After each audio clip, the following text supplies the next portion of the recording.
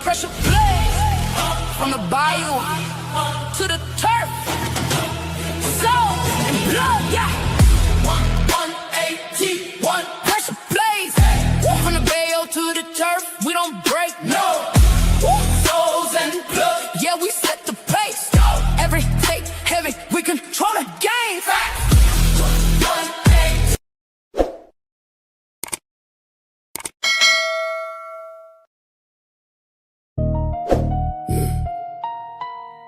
Season back, pressure back, souls, plug, Talk heavy. talk heavy.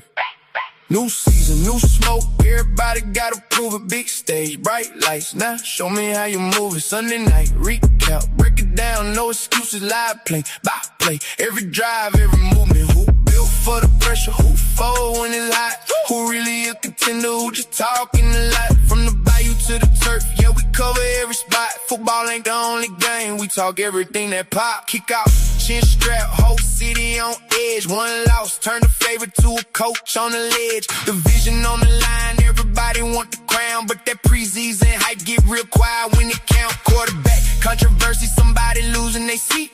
With rookie came hungry, veteran feeling the heat. Big contract sign, now the pressure increase. You want a superstar money, better play like a beast. Red zone, fourth down, crowd hold their breath. 2 minute drill, that's where legends get tested. We don't watch highlights and pretend that we experts. We watch every snap, then come back with the verdict. New season, new smoke, everybody gotta prove it. Big stage, bright lights, now show me how you move it. Sunday night, recap, break it down, no excuses, live play, by play. Every drive, every movement, who built for the pressure, who fold when it's hot, who really a contender, who just talking a lot. From the bayou to the turf, yeah, we cover every spot. Football ain't the only game, we talk everything. Souls got the question, plug, gon' challenge the tape, no safer pins. When the numbers look fake, AFC loaded, NFC got dogs. Everybody look dangerous till December get hard, but we bigger than Sundays, don't get it confused. NBA, college, boxing, breaking news. Trades hit the wire, we already on go. Playoffs get crazy, we already know. No cheerleading, now we call what we see. Your favorite player struggling, say what it do. Your team go crazy, give credit where it due. Your sports talk for people who actually watch too. Live play, by play, lock in. Sunday recap, lock in. Division picks, lock in. Breaking news, lock in. Who got names? Who got names? Who got names? Who got next? Who got next? Who got exposed? Who took the money then forgot how to perform? Everybody got opinions when the cameras ain't on. We keep that same energy when the scoreboard come on. Season back, new smoke, let the argument start. Souls and plug breaking, every matchup apart. Every score, every story, every name, every sport. From the bayou to the turf, we talk what really matters.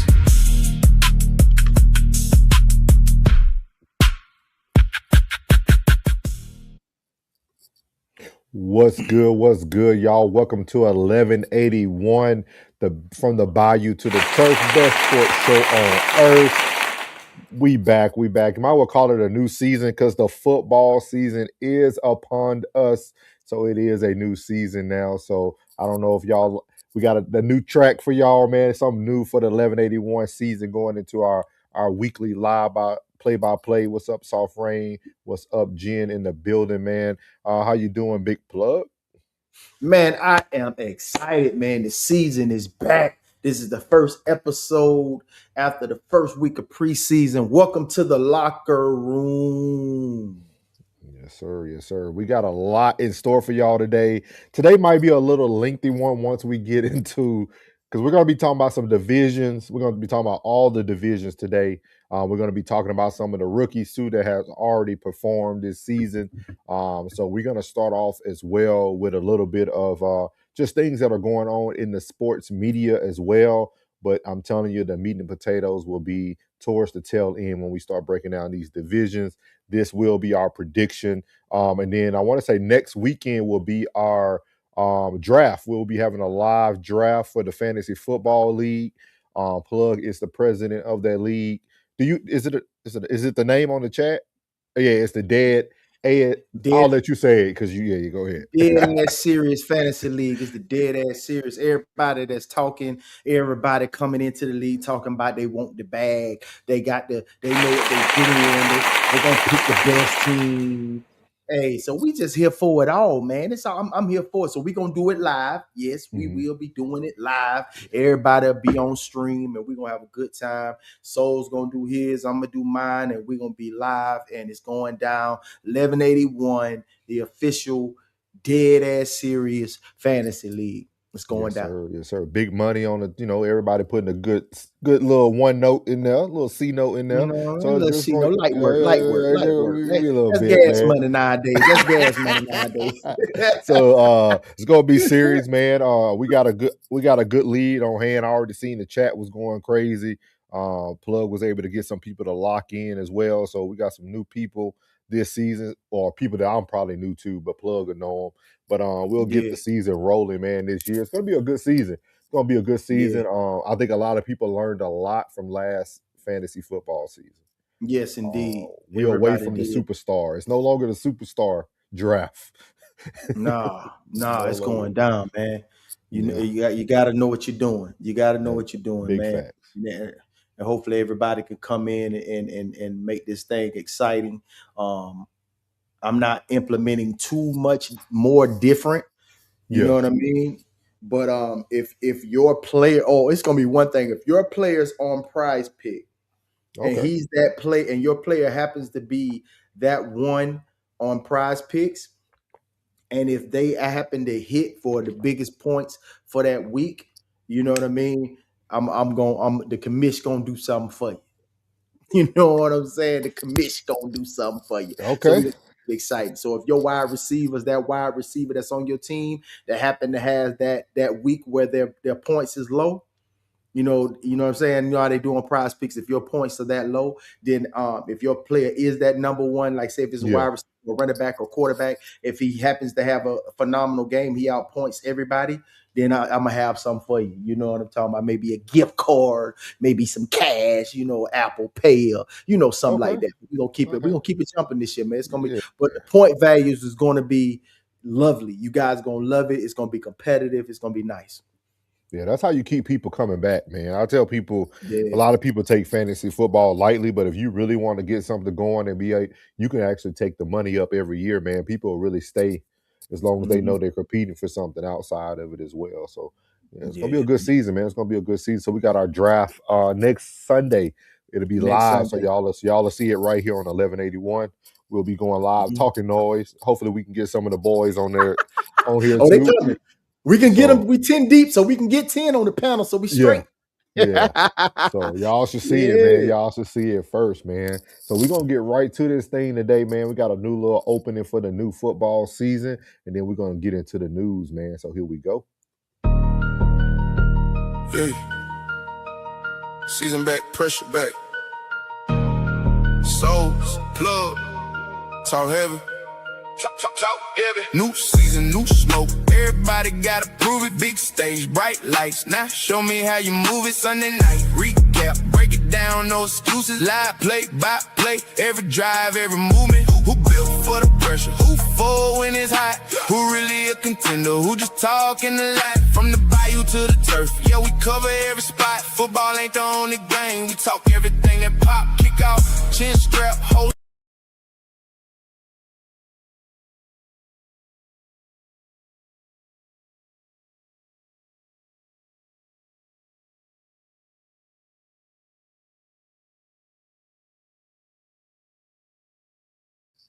Is it black on your side too, Plug? Stream y'all acting up today, y'all. They acting up. There we go. You hear me? You can hear Plug? Yeah, loud and clear. All right, man. Stream y'all acting up today, man. It went all straight black screen over here. So as y'all see, we're starting off with the first topic of the night. Jayden Daniels sends a cease and desist letter to LSU, and we're gonna have none other than Nightcap cover this for us, and then we're gonna give our opinions on this tonight. So here we go. Informed LSU that it can no longer use his name, image, and likeness in a cease and desist letter. The issue stemmed from LSU allowing cornerback DJ Pickett to wear the number 5, the same jersey number Jayden Daniels wore when he won the Heisman Trophy at LSU. In a statement, the Daniels family is deeply disappointed and feels profoundly disrespected by LSU's decision to give Jay's number to another player. Jayden and his family had every reason to believe the number would remain meaningful part of LSU's legacy and would be honored and protected in recognition of his extraordinary contributions to the university. Ocho? Yes. What's going on here? I mean, I kind of see it, Uncle Joe. My understanding, I think maybe how many players have won the Heisman Trophy at LSU, if I'm not mistaken? Three players have won. Billy Cannon, the Galloping Ghost. Yes. Joe Burrow, 2019. And then Jayden Daniels. Obviously, with those three, image, name, and likeness, it should be restored based on what he's done. The great ghost. Historically, for that entity in general, you would think, the number would be retired. But in a sense, I hope that everything gets resolved in a what's the word I'm looking for? In a respectful manner. Because I think at some point maybe they are going to retire it, but I'm not sure whether they would allow someone to wear that 5. Huh? I'm not sure why they would allow someone to wear that 5. It makes no sense to me. And the person that is wearing it, I'm not sure what his name is, but now he has big shoes to fill, even one to follow in the footsteps of what Jayden Daniels has already done. He said he was promised that number. He said they told him if he comes there, they would give him that number. So they use it as a ploy to get a player to come there. Hold on. But didn't he play there last year, Uncle Ocho? Yep. He wore 3 though. Yep. But he said he wanted that number. And a new coach came in, but you got to realize, hold on, Brian Kelly he recruited him, got him from Arizona State. Brian Kelly gave him his word. And so when Lane Kiffin came in, he told Lane, they promised me this number. Lane, okay, you have a number. But as a player, understanding the significance of the 5 and with the person that wore the 5 and winning the Heisman and what that means, if anything, if I'm Jayden Daniels, I understand, but I would rather the school respectfully want to honor and retire my jersey instead of me having to send a cease and desist. So we're gonna stop there. What's your thoughts on this, Blood? Jayden Daniels sends a cease and desist letter to LSU. I don't think I ever seen that done before. Man, let me tell you something. When Cam got his jersey retired, yeah, Cam did something that ain't been done in a very, very, very long time. And that's win the Iron Bowl against Alabama, an in-state rivalry. Cam went undefeated. Cam won the national championship. Cam won the Heisman. Cam was number 1 pick in the draft. Cam was rookie of the year. Cam was an MVP. And Cam was a Super Bowl player. Made it to the Super Bowl. He deserved to get his jersey retired. Jayden Daniels, let's be serious, my boy. That's a great honor to get your jersey retired. That's cool. But, bruh, if that's the case, Burrow need to get his retired too. Nah, bro. I don't think that Jayden Daniels, in my opinion, deserves that recognition to be. Nah, it's way too much talent that it came through LSU. You trying to tell me you are the number 1 player to ever wear the gold and purple? No, and you're an LSU fan yourself. Like, bro, what's your take? I don't think I'm gonna be honest with y'all. I don't think no collegiate number should be retired. I don't care how great you are. I disagree. Now. Go ahead. I feel like when it comes to college, you already have all these kids who got these superstitions coming through their high school. Now the coach is trying to sell them on a new number they've been playing. Like, I just feel like college isn't the place to really retire jerseys. You know what I mean? If you want to put their number in the rafters, that's cool. But I don't think you should retire a jersey. I'll be honest. Should nobody wear 15 at Florida? Tebow was one of the greatest Florida players to come through there. And I say that. Like, I don't think nobody should wear 15. And if you are a quarterback and you happen to wear 15, boy, you got some shoes to fill. I don't think nobody should be wearing, you know what I'm saying? I don't think he should be wearing that number. I don't think nobody should be wearing that Auburn number 2. Just like Carmelo jersey Nobody should wear Carmelo jersey. I don't think nobody should wear LeBron jersey in through that high school. I don't think it's certain players that set a certain precedent in the sport in which they play that I think that player got to get blessed into wearing that number. Like everybody who come through Dallas before they put on that 88, they got to be like that. Before they wear that 88, boy, you got to be him to put on 88. Because that number's significant. You know what I'm saying? Like to come through Atlanta and you want number 7, man, you got to be like that. You want to wear 21? You need to be like that. Because that number, I got to go ahead. But are you comparing Tebow to one season? No, I'm comparing Tebow to his entire collegiate career and what he represented for that institution. And I'm not even a Florida Gator fan. I ain't even if I'm Florida State. Yeah. You know what I'm saying? But to wear that jersey, you have to be him. You can't just put that number on because everybody, that's nostalgia. Because if I go through the Dallas Cowboys and I say 22, you know who that is. I say 88, you know who that is. I say number 8, you know who that is. Yeah, you know who that is. But think about it in this manner, though. Let's go. Are we judging someone on collegiate greatness or greatness? I think it's significance. Significance to just that environment. To that number and what that to that franchise and that number to that franchise. But look how it sounds though. We're retiring a jersey in college. Yeah. To a person who the NFL didn't feel was valuable. Hey, but it's still I'm just like, but you see what I mean though? Like it doesn't take away the impact. Yeah, but you also got to think about these kids are coming in. They don't even know who Tebow is. You know what I mean? Like some of these kids don't know who Tebow is. But that's the thing. You got to do your history. But these kids don't care, plug. These young kids don't care, dog. Like, but you got to make them know. You got to let them know. I'm serious. Like when you think about it, like nobody thinks about how good Baker really was in college. Nobody goes back to think about that. Like nobody's really going back to see what Patrick Mahomes did at Texas Tech.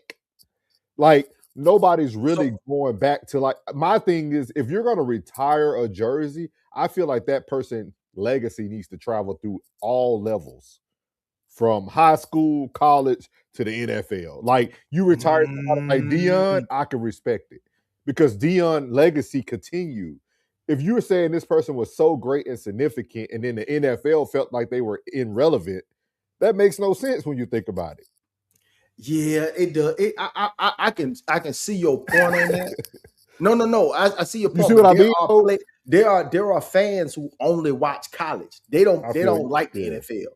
So what it means to that institution, that's where it begins. Like that's why I was telling these cats when they coming in and they learning about football, this, that, and the third, and I'm telling them, I say, dog, you gotta watch college. They're like, man, why?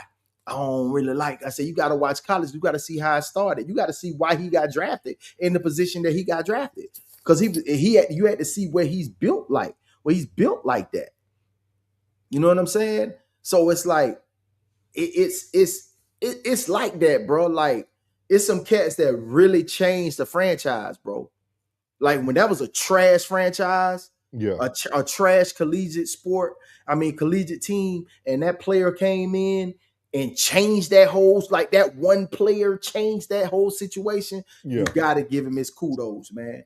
Regardless of what, if he didn't translate to the NFL, you know what I mean? Because everybody can end up in a bad program. There's been some good players, some great players that then came out of college and went to a horrible program. You know what I mean? Jalen Ramsey being one of them. He came from Florida State University, went to the Jacksonville Jaguars, the cesspool of the league, and then boom, his whole career was like, fumble. So man, hey, you can't. When a player changes that whole situation, like changes that whole collegiate team to make them great, you got to be that guy. Well, how would you like to see the third best wide receiver on the Dallas Cowboys wearing 88? Or you see that number 22 on the sideline, he a backup. You're gonna be like, nah, it ain't gonna hit different, bro. Yeah, but see, we're speaking on two different levels of sports, though. In the NFL, I respect it. College, I Mhm. don't. You see what I mean? Like, I think it's different when you're asking someone in college. Now, I can understand the NFL. That's the top of the mountain. That's the mountaintop. Mhm. That person. That's what Mhm. I'm saying. Like, Jayden Daniels was great for LSU, but he also is not an original Bengal either. He came from another university to Yeah. LSU. Yeah, he You know came what I from mean? Arizona State. And Yeah, then so now like that's tough to say. That's tough to say. Now they started there and ended there. Like, Cam didn't actually get to touch the field yes, in Florida. Florida, So yeah, he's already gone. So he went to JUCO, left JUCO, went to Auburn. yeah, His first time touching that field as an Auburn Tiger, he went undefeated. The Iron Bowl is huge. If anybody ain't familiar, the Iron Bowl between Auburn and them boys up in Tuscaloosa, the Crimson Tide, that's a huge situation. So you got to win that game in order to be stamped as stamped as him. And I think that's what created his whole entire legacy, winning that Iron Bowl. And how they won it and how he balled, like, man, although his pro career did pan out, at that collegiate level, yeah, it was like that. Tebow won too. I got to get Tebow. I Even mean, Reggie Bush. but you got to think about it. LSU has had a lineage of great quarterbacks Hell yeah. in college. Hell yeah. Like, you know what I mean? Like we had people like Matt Flynn. You had people, coming up the booties. You know what I mean? That came straight out of Shreveport. Like we had great quarterbacks Yeah. throughout LSU history, Yeah. but their jersey numbers aren't retired. I don't think Jayden. I agree. I agree with you on Jayden. Hell no. Oh, so you don't okay, so you don't think Jayden should No. be okay. No, Okay, at least we on level ground with that one. No, Okay, Jayden don't deserve that. No. okay. But No. you do feel if somebody comes in and really put their stamp on it. Yeah. Gotcha. Yeah. That's why the names that I was specifying, like those guys changed that franchise. You understand? Like they came in and did something ain't nobody did before. You know what I mean? Like they came in and whoop, them boy was like that. Jayden was good, man. Jayden was good. He got to his first year in the league, he was good. But no, not retire worthy. No, hell no. Do you think this is do you think this is Jalen or his mother's doing? I ain't going to IU role, but hey. But I would have to ask him this question, to be completely honest with you. Hey, bro, you really think you was like Cam? You really think you think your impact was like Cam? You think your impact was like Tim Tebow? Do you think you think your impact was like Charlie Ward? Do you think your impact was like that? Do you really think your impact at LSU was like that? No, I don't think so, bro. I think 5 years down the line, we won't be talking about Jayden Daniels at LSU, bro. Yeah, what you call it came out on his podcast, the something Deep South, I think it's called, with Leonard Fournette.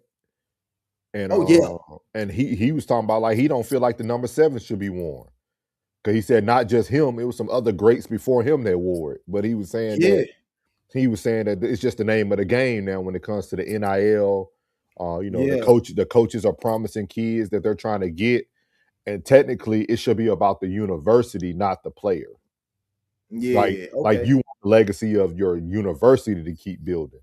You know what I mean? Yeah. Like he said he understands, but he also feel like it didn't require like a cease and desist. Like, and Leonard Fournette made a more impact at LSU to me than Jayden Daniels. That's what I'm saying. Yeah. See, Jayden Daniels just won, he just won the Heisman. It made it bigger. For sure. You know what I mean? Sure. Okay. For So sure. we technically on the same ground. We on the same page. We on the same page. We're on the same page. I got you. Because at first I was like, because I'm like, man, you wouldn't be able to have a college roster. People be out here with number 88, 99. Like you wouldn't have enough numbers. Like you got to think when they think of that specific collegiate team, do they think about you? They're gonna think about LSU in totality. It'll be Burrows before Daniels. Man, because you know how many great wide receivers, great middle linebackers. Jamar Chase, yeah. What, man? There's so many great players. We had some And of the look who you greatest had, boy. D-backs too. Odell Beckham, Yeah, Jarvis yeah. Landry. Come on, man. Come That on, man. is true, dog. That is true. That is true. Yeah. Like when you look at that franchise, you say, Yeah. damn, you think about him. When you think about Florida State, you think about had Deion one of the Sanders. best. We had one of the best white running backs named Jacob Hester. I remember Jacob Hester. He played for he died in Cleveland. Yeah, you know he from Shreveport, Louisiana. He from Shreveport. Yeah, he died in Cleveland. He back in Shreveport. He got like a business out there. Yeah. Like so. Yeah, you right though. Like you right. Yeah. Like Morris Claiborne. Y'all had some beats come out of LSU, man. Man, Kwan Alexander, Devin White, Super Bowl champion. What you talking about, man? Y'all had some beasts come out of there, man. I'm talking about from all positions. That's crazy. Just the history alone made Jayden Daniels thing look bad. Just the history of LSU. Super. When I first heard it, I was like, what? I was like, no. Yeah. No. You don't even stand out like when you do talk about, like you talk about Miami University, Warren Sapp, Wolford, Ray Lewis, Ed Reed. Michael Irvin, got to name him again. Michael Irvin, Willis McGahee. Yeah, I was never say y'all had Willis McGahee back there. Clinton Portis. Clinton Portis. Them boys were stars. Hey, don't forget about the Great White Hope, Ken Dorsey. Ken Dorsey. Don't forget about the New York Giant tight end, Shockey. So when you think about that, when they think about that school, that particular school, do they think about you? That's when you know. That's when you know you're good. When you can sit here and rattle off people that nobody's thinking about, like nobody's thinking about like Untrail Roll at Florida State when he wanted to go he's a doctor now. Ooh, I think the whole roll crew. Yeah, I mean, he chose to be a doctor over football. You know what I mean? Like we don't even think, man. Yeah. I'm telling you, man. Our quarterback with Peter, NFL or NBA. You had one of the greatest athletes ever, Peter Warwick. Peter Warwick. They didn't even know what to do with him when he got the pro. They like, what position can we put him at? Put him in there. Well, football used to be, football was different back in the day. It was, man, because people really played for the love of the game. Like they really played for the pride of their city. They really played for the pride of the school they came from. They had legacy. Man. It was some dogs back then, dog. Yeah, now these boys on the trading block. You know what I'm saying? They on the trading block. They they looking for a new contract, more money. You know what I mean? I ain't taking nothing away from the NIL. Y'all know I ain't taking nothing away from the NIL. Let them boys get paid. You understand me? Pay them like they weigh. But at the end of the day, I'm like, man, hey, listen, man. When they think of your school, do they think of you? Man, if that's you don't deep. think they think of you got it, man. It's over with, man. Yeah, that's deep right there. Like I could picture the Miami team. Like I can see the roster. Like I can see they still play their highlight games still to this day. Yeah, I can see that's crazy, man. Y'all had some dogs. Yeah, man. Yeah, man. Florida State had some dogs too. Oh yeah, the whole state, bro. What's up, Gun Show? Welcome back, big dog. We appreciate you being part of the Raw Society Network, man. We appreciate you coming to every show. Thank you, boss man. Appreciate you, brother. He said, I think if a player did something spectacular over 4 years, then I can see them wanting to retire the jersey. Okay. I think everybody kind of on the same page. Tom said, if I did something extraordinary on the football field, it's up to the school to want to retire the number. I would never tell another player that he can't wear the number. That sounds like mommy issues. Yeah, that's like putting your name on the orange juice. Yeah.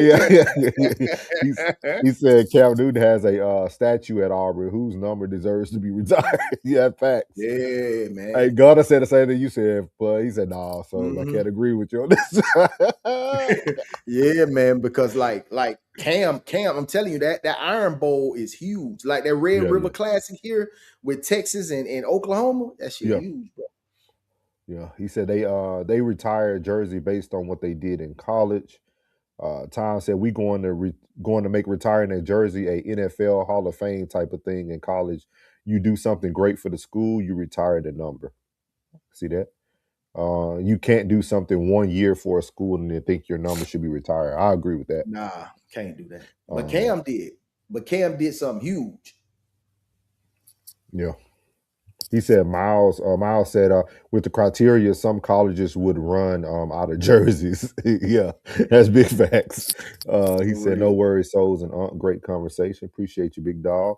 Welcome in. Rain said, if you're new to the 1181 Pressure Plays, make sure you hit that subscribe and turn on those notifications. Appreciate you, Miss Rain. Miles said the Big Ten and SEC would have 3-digit players on the field. Hey, big facts. He said, Gun Show said the 3 or 4 spectacular years at the same school, breaking records, then retired in Jersey. It should be an okay conversation. I feel you on that. Miles said Cleveland is a purgatory. he talking to Gun Show. He said that was before the PED policy revisions. What's up, JoJo back in the building? He said, heck yeah. He said, heck yeah, you don't deserve that at all. I do respect his decision, but he is wrong for that. He said Jayden Daniels got to give back the team that made him. That's just me though. Yeah. I think everybody agree on the Jayden Daniels part. Yeah. Yeah, definitely that. Definitely that, because you wouldn't have got that. None of that would have happened at Arizona State, my boy. That's big. You came into a fantastic team. You just grew up to a good team, a fantastic team. Yeah. So yeah, man. And everybody's been on this kind of same sentiment. I haven't really seen anybody go over the top. I seen the New York Mets baseball team actually had memes and everything about it. They were actually talking about them pretty bad, which is crazy. So shout out to Jayden Daniels, man. Focus on the football season, dog. It's bigger things to worry about in college. I can tell you that right now. Get those commanders to where they need to be. So as we speaking about things that happen on the field, man, we're going to transition into the Jags coach, man. The Jacksonville Jaguars coach made a statement that I think Plug will really appreciate, and I think y'all in the chat will appreciate too. They asked him a very important question, and he stated, what matters is what happens on the grass. So we're going to play this real quick because I thought it was actually a very good interview for the Pivot. I think Ryan Clark getting back out of his bag. So here we go. Felt like there was an attitude that you walked on the field with every single time that you wanted to compete. Obviously, being a former player, I mean, UMass Hall of Fame, you understand what it's like to be on the grass, but sometimes coaches want to take that away from players. Why did you feel it was important to show them that you were in the fight with them every single day? I appreciate you saying that, first off. It's something that was instilled at a very young age. Watching my dad coach D3, Salve Regina, small school in Rhode Island. They'd have to pull out cars at night to practice because they needed lights. And to see the players get dressed in the dorms. And a coach at Brown, to where those kids got into the Ivy League school and they could quit day one, and they didn't. Wow. And to just see football at its purest form in terms of like, why are you playing and what's your why? There's a million reasons, right? But like, I want at some point, I want a player to like, all right, when I'm run out of whys, damn, my man, look over the fourth quarter and be like, man, I want to also do it. He talked about that in the interview too. For him, because they know that we got their best interest in mind, both on and off the field, and it's a little bit more than just a X and an O, and you're not a line on a piece of paper. Yeah. Like I will never want to take your creativity away as a player. I think that's what's the art of the game. It's not the design. It's them. It's those guys doing it. And I can say a lot from holding a clicker and looking at the sidelines, but on Sunday, I'm a caddy. You know, like that's how I look at it. Like, I'm a caddy, man. I mean, it's, hey, I can suggest this. Mm-hmm. Here's the thought process, but we've gone through this already. We've already been through this process through the practice rounds. Like, next play, next shot. That's all that matters. And coach, people call you a player's coach. Some people think of that as a negative. It's like, oh, he's soft, he's hanging out with the guys, they're laughing and playing. And then they the other side's a dictatorship where I'm here and y'all are working for me. Totally. You seem like you have like, how did you find that middle ground of being cool with the dudes, but when I say something, tighten up. Right. Growing up in the Northeast in small school football, I mean, there's a lot of D2, D3, FCS up there. And the only big programs are BC, Syracuse, UConn, and like, it's hard up there. I mean, the football, the day-to-day, what you get, the gear, the work, I mean, still long hours, still all the same, and you just don't get the same. And so to have a connection and a belief with the players and have a relationship, you learn how to work hard. I learned at a young age how to work hard. When I got into the profession, 2010, 16,000 no bennies, you're the grunt. You're doing video, Right. you know, so you learn, do you love this or not, right? Yeah. And then you learn how to hold a standard. All right, these are some standards, but like, what are the things we're gonna really pick on?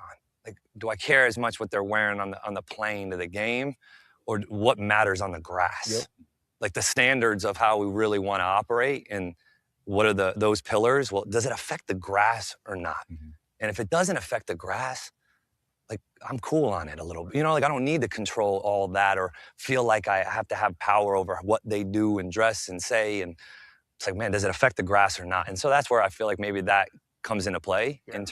So I want to stop there, man. I thought this was the most intelligent coaching conversation I have heard in a long time, man, because somebody, for those who don't know, I'm a huge Coach Prime fan, huge Colorado Buff fan while Coach Prime is there. But that is Coach's Prime biggest problem, from what a lot of seasoned people talked about, was how he doesn't want the kids to wear slides and he wants them to dress a certain way. And a lot of players leave because some people might look at it like they don't want structure. But it's kind of like, does any of this matter when I'm out here getting 6 sacks a game, 2 picks? Like, and I thought when I heard that, I was like, man, this is a real coach, a player coach. Like, he really only cares about the outcome. You know what I mean? Like, all the other stuff don't really matter. And it makes you feel good for Travis. I think Travis got lucky and went to the right place. You know what I mean? Somewhere where he could do all his dancing on the field and have his personality. And so what are your thoughts about that, Plug? He said, what, only thing that matters to him is what matters on the grass. Yeah. I like his philosophy. I liked his philosophy when he was with us. Yeah. I was hoping that he would be our head coach. You know what I mean? Like, please just take the job, because I know Todd on his last leg, and please just take the job back. You know, but I like his philosophy, man. You know, being that he is a white head coach and Coach Prime is a African American head coach, a black head coach, he's trying to instill the qualities of professionalism and how the world views them. But he's not thinking about it like that. He's thinking about the world's going to view you how you play on that field. Yeah. And both philosophies work, but I think his will work better. His will work better because, you know, it's all it's about. Like, nobody, like, to be completely honest, like me and you, yeah, we report on it, but we don't give a damn what happens off the field. We want to see that you get between them white lines, man, and you give it up every Sunday, every Saturday, every Monday, every Thursday. We want to see you give it up, because we're here. We spend our money on merch and tickets and apps to watch these games live. You know what I mean? We spend our hard-earned money to watch you get busy, and that's what we want, man. And he has a great philosophy, man. They inherited a great coach, man. I'm nervous for the state of Florida, because they've been the cesspool for a long time, and I think with his philosophy alone, you know, him and Ben Johnson, those are two coaches in the league that I feel put in that work. Yeah, like they live in that facility. You want to come see me, man? Come to the field. That's why I be. Come meet me in my office. That's why I be. And that's the head coach. That's a head coach. He's a head coach, bro. For real, for real. So I'm trying to look up this gentleman's name right here. You probably know. So have you been watching Hard Knocks? No. Okay, so the Hard Knocks is with the Seahawks right now this year. Yep. And I would highly suggest that you go watch episode 2. So the Seahawks in episode 2 just tried out Tyron Arnold, the gentleman who got arrested. Y'all remember that guy? Oh, Terrion Arnold. Terrion Arnold. Yeah, the one who was having the legal issues. And that Detroit release. They literally had this everybody go watch it. You get to see how GMs and them really think. They said, hey, I've been doing research all morning to see if there's another player that had the same issue that had a second chance at football. Like, they were strategizing how they're going to speak to the media about bringing this guy in, because they were like, hey, he a dog. He was a great player for the Detroit Lions. They just let him go. And don't forget that Nick Saban did step in and give a character reference on him because his wife absolutely, like, that's their child, that's their kid, that's And their you know son. what you call it? They actually spoke with Milroe too, because the quarterback that played with him at Alabama. I just said that last night. I said I bet Miro got something to do with They that. did. They're talking about this, guys. You get to see the behind the scenes, dog. And what this coach just said is what really matters. What the person does on the grass. And I think it's going to be very unique because I don't think nobody really has. I don't think people are following Hard Knocks like they used to because people really aren't excited about the Seahawks. But with that being said, I think everybody needs to go watch it because I think people are going to start seeing another side of the sport. And what he said is what real coaches really are looking for. That's why you get the people like the Sean McVays that'll go take a chance on any star. They don't care if it's just 1 year, one big contract. They'll pay the money because they know what you do between those lines.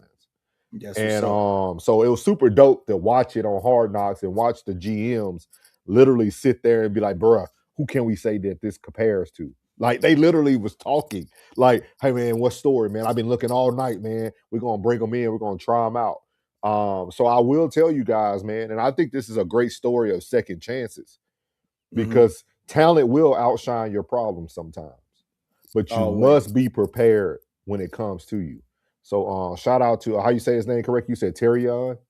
Yeah, Terrion Arnold. Terrion Arnold, man. Hopefully you get your second chance, man. He looked amazing on Hard Knocks. He's still in shape. He looked like a unit. I mean, he like, so hopefully he gets an opportunity. You know when folks get in trouble, bro. They lock in. See, now you're gonna leave them buddies alone. See, now the words that everybody was telling you to do, now it's starting to click a little bit. Yeah. It started to click. Yeah. But I think this is a huge lesson. I hope a lot of younger kids watch this interview. And I think sometimes you just got to get the right leader. That's all. You got to get the right leader, man. That's what been affecting Shedeur, which we're going to talk about next. Just not having the right leaders.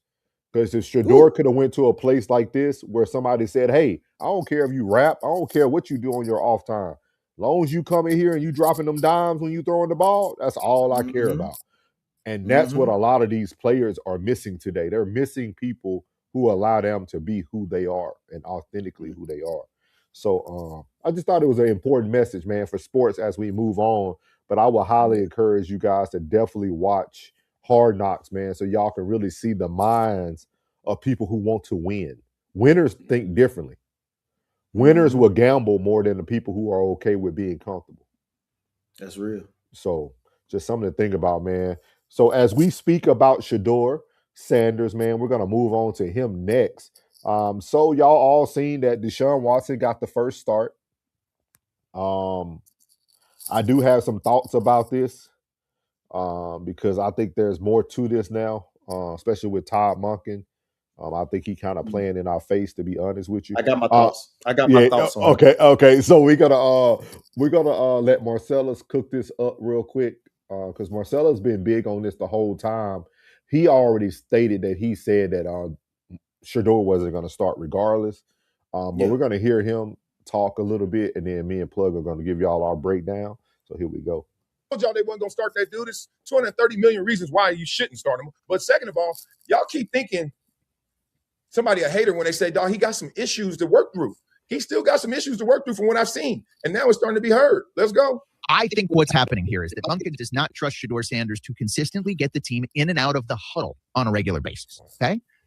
And that's why he's playing a guy who's a pariah in the town in which he's employed ahead of Shedeur. That is an indictment of Shedeur Sanders. I don't know how else to look at it. Now, I have a sense of where I think this is going, and I want to be clear.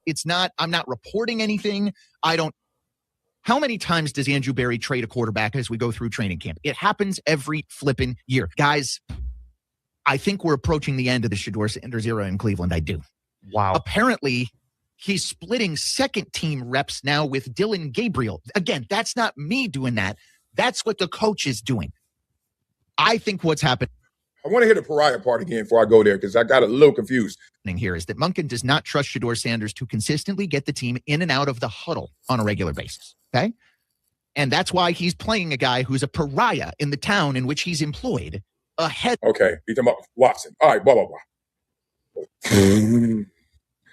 Let's say this, because I think there's another video on this, Shador. I think there's another video of this. Here's the thing about Shador. You can even hear it in the reporting. He is such a star. And, I mean, a lot of it is the covering of his father and Deion Sanders just being who Deion Sanders is. But he's such a star that people can't even cover him without fear of, like, retribution. And, like, oh, my God, I'm not saying this. I'm just showing you what they said, or I'm showing you what they're doing. And, like, we just can't honestly report on it. At least I can't.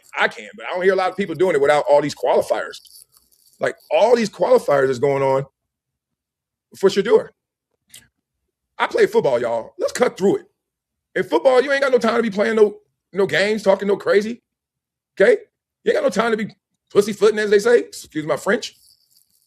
Say the truth. The truth is this. Marcellus though we playing, dog. Dog. Deshaun has showed peak powers that are insane in the NFL. And with those peak powers, they're going to still, hey, let's see if he still got some of that left. Shador has had flashes that make people say, interesting. But that's not the same. That is not the same. Oh, here we go. Okay, a little more on this. That's not the same. Okay, that's not the same thing. We're not going to let Shador Sanders, if you're an organization, go out there and supersede $230 million to see if he can roll the dice. And I got to start getting on X more. I know you be on X, plug, because you were seeing videos over. I got to get more on there because it'd be better coverage on X. And become consistently great. We're not. Part one. Part two, you haven't been consistently great. So why even roll the dice? Let's go. I can't understand why the Cleveland Browns organization is even entertaining Deshaun Watson being the starting quarterback. I'm with you. It doesn't make any sense to me. He's not your future. And quite frankly, he's undermined what your present could have been. Like the Deshaun Watson trade, let's be clear about one thing. The Deshaun Watson trade was a big bet that the Cleveland Browns lost out on, and it ultimately led to them dealing Myles Garrett. Because they were playing Let me stop there. Yep. Myles was like, look, y'all can't figure out your quarterback situation. Hey, I get it. But if you don't have a quarterback, you don't have a chance in the NFL. And that means you don't have belief in them. You don't have the resources. You don't have the quarterback. And right there, if you tell me you got two quarterbacks, they say you have none. That's the old adage. You got two quarterbacks, you got zero. You don't have one. And if you're Myles Garrett, who is chasing greatness, who's chasing Bruce Smith, who's chasing Reggie White, some say maybe already on that level. I don't, but respect. He still got games to play. He still got sacks to get. He gets some of them rings or a ring. You surpass Bruce. Bruce doesn't have a ring, and I don't even know why that's in the equation for a DN. But, hey, let's just play the game that they're playing. If they want to play the ring game, that great D-line play, Aaron Donald got choice but to move on from Myles Garrett. Because guess what? Even with the reigning defending player of the year and a guy that reset the single-season sack record, your team finished with a 5-12 record. Not only did you lose Myles Garrett, CC, you could also argue that you lost a two-time coach of the year in Kevin Stefanski. Very fair. So you've lost a lot of talent out of that building because of this one move, the Deshaun Watson acquisition. And you said he isn't the future and he hasn't been your present. He hasn't even been the past. He's only played 19 games since he was acquired, whether it's because of injury. So we're going to stop there. Plug, what's your thoughts on this Shador and Deshaun Watson? I know you were kind of like Marcellus Wiley. You were already kind of set on like what you would look at it or what you would do from that standpoint. So when it comes to the money portion of it, being that this is a business, they both look about the same, but one has been playing football and the other one has not. You know what I mean? Okay. Now I have to get those reps, but it seems as if he had command. There was a lot of. I'm gonna tell you something. A lot of the passes that were dropped, his stats would have looked a whole lot better had these guys would have caught the ball. Deshaun looks sharp. Yeah, he looked sharp. You have to make a definitive decision. This is not a popularity contest. This is about the best man for the job. And I know people love this kid. But this is not what it's about. This is not what it's about. It's not about like and love. It's about the best man for the job. And So- right now, in my eyes, go ahead, brother. No, go ahead. I'm gonna let you finish. My bad. The best man for the job right now, to me, is Deshaun Watson. We got to get our money's worth until he fails at the job, and then Shador takes over. It is what it is. But right now, I gotta go with Deshaun. That's just in my opinion. Let me ask you this though: can you Talk to keep Shador though? Can you keep Shador? Because we no longer live in a sports world no more. It's entertainment. We live in a world of entertainment. What the fans want. I mean, the fans showed it last year with Cleveland, right? They ain't even come to like the first half of the games because Shador wasn't being played. I mean, the owner literally had an empty stadium for the opening week. You know what I mean? Like, do you feel like it's just? I feel Shador needs to leave because I'm a Shador fan. Yeah. I believe that too. I think Shador is a great play. He can control the game. He'll be a great manager. He's going to make some young mistakes. He's going to throw a pick every now and then, but I think he can really control a game. Like, I think, again, like right now, I think Shador could have went somewhere like Minnesota and been great. Give him those top receivers, a decent O-line. Like Minnesota. You could have sent him to Arizona. Like, but Carson Beck looks seasoned over there, right? But you see what I mean? But Carson Beck got into a great situation. Like, so to me, Shador needs to go somewhere where he can be in a better situation. Like, look at the Raiders, y'all. Fernando Mendoza, he looked at decent, but at the same time, nobody's expecting him to start anyway. They already made it very clear. Kirk Cousins is going to be our starter. Like, yes, sir. You see what I mean? So, like, to me, Shador is getting the short end of the stick. Because he's in a bad environment and he's popular. So he's getting a very, very short end of the stick. So do you think he just needs to leave Cleveland? Yes. I think it's that time. I think it's that time to part ways. Hopefully he'll get traded. Atlanta seems like a great landing spot for him. Right now, it seems like the ATL will be a great landing spot Atlanta? for him. Tua is fucking horrible. And Michael Penix. Y'all, we ain't gonna let Plug was a Michael Penix fan. He was at Washington. He looked great. I told you he was. At Washington, he looked great. Did you see his first season? Hey, man, listen. I don't know who the quarterback coach is over there. That quarterback coach over there, but he can't go to Atlanta because Stefanski don't want him. He probably want him now. He probably say, "Damn, boy, but Shador looking real good right now with these two sons of bitches over here." Like, it's bad. It's bad, bro. And it seems as if the whole organization is unorganized. Yeah. And it seems as if they're not making the proper decisions moving forward. I think everybody's job scared. I think everybody's moving as if this is it, like our job's on the line. Yeah. And it sucks. I think Todd Monken lied to Shador a lot. I think he lies to everybody a lot. Yeah, I think even when he comes on in front of the cameras, he puts on a show. He knows how to politic his situations. And I really like don't. He's losing weight. Yeah, I really don't like it. Like when they asked him about the first time where everybody, because he's giving everybody like mixed reps. Your ones and twos are doing separate things. But at the same time, he knows who he's going to start.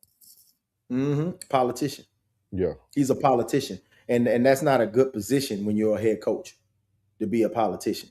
Like, to be completely honest with you, I'm so disappointed in the fact that there's a definitive answer has been given.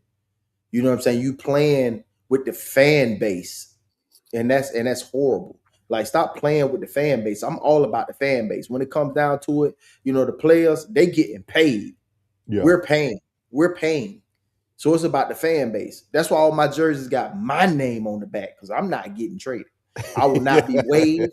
I will not be released. I am a book, and I ain't gonna lie. I said I'm doing that this year. My next Cowboy jersey, I'm gonna give it. I was like, that is you got a smart name on it. That's a smart idea. That is a smart idea. You're never out of season. You're never out of season. I'm never out of season. I'm almost a year round, baby. I'm here. I'm telling you, and it's like it sucks too, bro. Because I know the Shador fans out there, they really want to see this young man succeed. You understand? And I want to see him succeed as well. He just will not succeed in Cleveland. It won't happen. You know what I mean? It's gonna take an active. Well, he is a praying young man, man. You know what I'm saying? And his dad a praying man too. So it'll take an act of God for that to work out. And we'll see how this pans out because the season is upon us. It's sad, yeah, man. Gun Show said it's hard to stay focused when everything is against you. Yeah. Mm-hmm. Yeah. He said he didn't even have room to make a mistake because he would be judged badly. That's very true. That's very, very true, man. Miles said it's the rookie contract etched in stone. He could be traded. Yeah, he could be. He always open for a trade. I think they need to. I think it's the best thing they can do for him. Somebody's campaigning for him right now. Like the person you might see getting the most reps during these next 2 weeks might be campaigning for Shador. Might be campaigning for him. You know what I mean? It's a couple of landing spots for him. They campaigning for him. They might be saying, maybe we can do something with this kid, man. They playing with him in Cleveland. He'll be a great backup for Indianapolis Colts. He'll be yes, because boy, hey Anthony, boy, hey, I stand firm on that. I predicted that. I was at that game with him and Jayden went head to head, bro. Yeah, I seen it. I said that boy ain't played enough football. Yeah, he ain't played enough football, man. That boy ain't got enough experience. I'll take Shador over him all day. Shador can go there. He can go to Denver and sit behind Bo Nix. Sean Payton and Dion got a great relationship. I'm not expecting him to go somewhere and start. I would like him to be a solid number 2. And if somebody gets injured, he has a team to actually throw the ball to. I think he'll be good. I think he'll be good with y'all. Who? Shador. You don't think Shador can manage? We got our boy. We got our bag up. Boy, he's solid. Jayden Daniels, number 10. Big 10, boy. Hey, Big 10 for the win, baby. Hey, Baker, I love you, boy. Hey, let him bake, man. Let him bake. I love you, Baker. I do. But boy, if you slip, Jaylen coming, boy. I'm telling you, boy, Jaylen there. I was like, hey, man, put anybody I root for, they like that. I'm telling you, man, we're going to mess around and lose Sean Tucker, man. And I promise you, man, that we're going to go somewhere. He's going to be just like Rico did. Remember how Rico was looking over there in Carolina? Yeah. They all let him go. I'm telling you, boy, that boy going to go somewhere and shine. Right now, hey, the best spot for him right now, and I hate to say it because his old coach is there, is Atlanta. I think whatchamacallit wouldn't be bad for him either, though. The Washington Commanders. The Washington Commanders? Mariota? You know they got Mariota over But there. you're not compete. You're trying to get Shador in an environment. Oh, an environment? Like to me, I look at Shador needs that Baker Mayfield treatment where he went from the one team, every team prepared him for what he's doing now. Like once Baker left Cleveland, every stop was not for Baker to be the star there. It was to build Baker into who Tampa Bay has received. Yeah. And that's how I look at Shador. I look at Shador as like a project, right? Like he has the foundation, but he needs to go somewhere where people can work with him. Like he goes somewhere like Washington where he can learn a little bit from JD. Mariota's not a bad person to learn from when it comes to the IQ of the game. They got a great coaching staff in Washington. And then Indianapolis Colts wouldn't be bad for him either. The Texans. The Texans wouldn't be bad either. Yeah. The Steelers. He said the Steelers. Gun. He can even go sit. He either can go sit behind Hurts in Philly. Not bad. Yeah, not bad. Steelers, man. I'll have to see how they look this year, man. It's going to be very different not seeing Tomlin on the sideline, dog. Well, you know that's this. I'm predicting. Hey, I'm making a prediction right now, y'all. Depending on how the Carolina Panthers season ends up, Dave Canales will be the next head coach for the Pittsburgh Steelers. I'm just throwing that out there. Okay. And our OC, will be our head coach next year. Those are my 2 predictions. And Jeremiah Love will win if he stays healthy. If he stays healthy, Offensive Rookie of the Year. No, he won't. No, he won't. My offensive rookie of the year, which we're going to get to very soon, my offensive rookie of the year is going to be out there in Baltimore. As long as Lamar can get that boy the ball, that receiver they got out there in the Ravens world, y'all know I'm not a Ravens fan at all. I'm not a Ravens fan at all, but oh boy, he like six. Sko coming. Sko, you said them Ravens. Sko coming. CCL Sko, where you at? CCL Sko, where you at? So, but that's a great that's a great segue, man. We're gonna move into what a lot of y'all are gonna be waiting for. We're gonna start off first speaking about these rookies, man. Plug was able to get us a great graphic, so I'm about to get this up for y'all now. This is our rookie graphic here, man, for the 2026 NFL preseason report. Who showed up, who didn't, and who got hurt. So I'll let you go. I'll let you roll it, Plug. All right, let me blow this up a little bit so I can see it. You know what I'm saying? The eyes ain't what it used to be. All right. First, I want to talk about. First, I want to talk about Carson Beck. Okay. I want to talk about Carson Beck in the Hall of Fame game. Carson Beck looks sharp. The one thing I look at when it comes to running backs, wide receivers, and quarterbacks, defensive players, I look at them differently. I look at them totally different than I do the quarterback, running back, and wide receiver position. When we talk about Carson Beck, I'm looking at his mechanics. I'm looking at him when he was in trouble. Did he get to it? Like use them feet, get outside the pocket, his check downs, how he watches the field. And Carson Beck, they gave him 4.5 fires. Yeah. I gave him 4.5 fires. I like that. I like that. When it came to his percentage, he was 78.9%. He had threw for a touchdown. He had 188 yards. He was 15 for 19, and he did his thing, bro. He looked real sharp to me. Carson Beck looked like what I think the world thought Cam Ward would look like last year with Tennessee.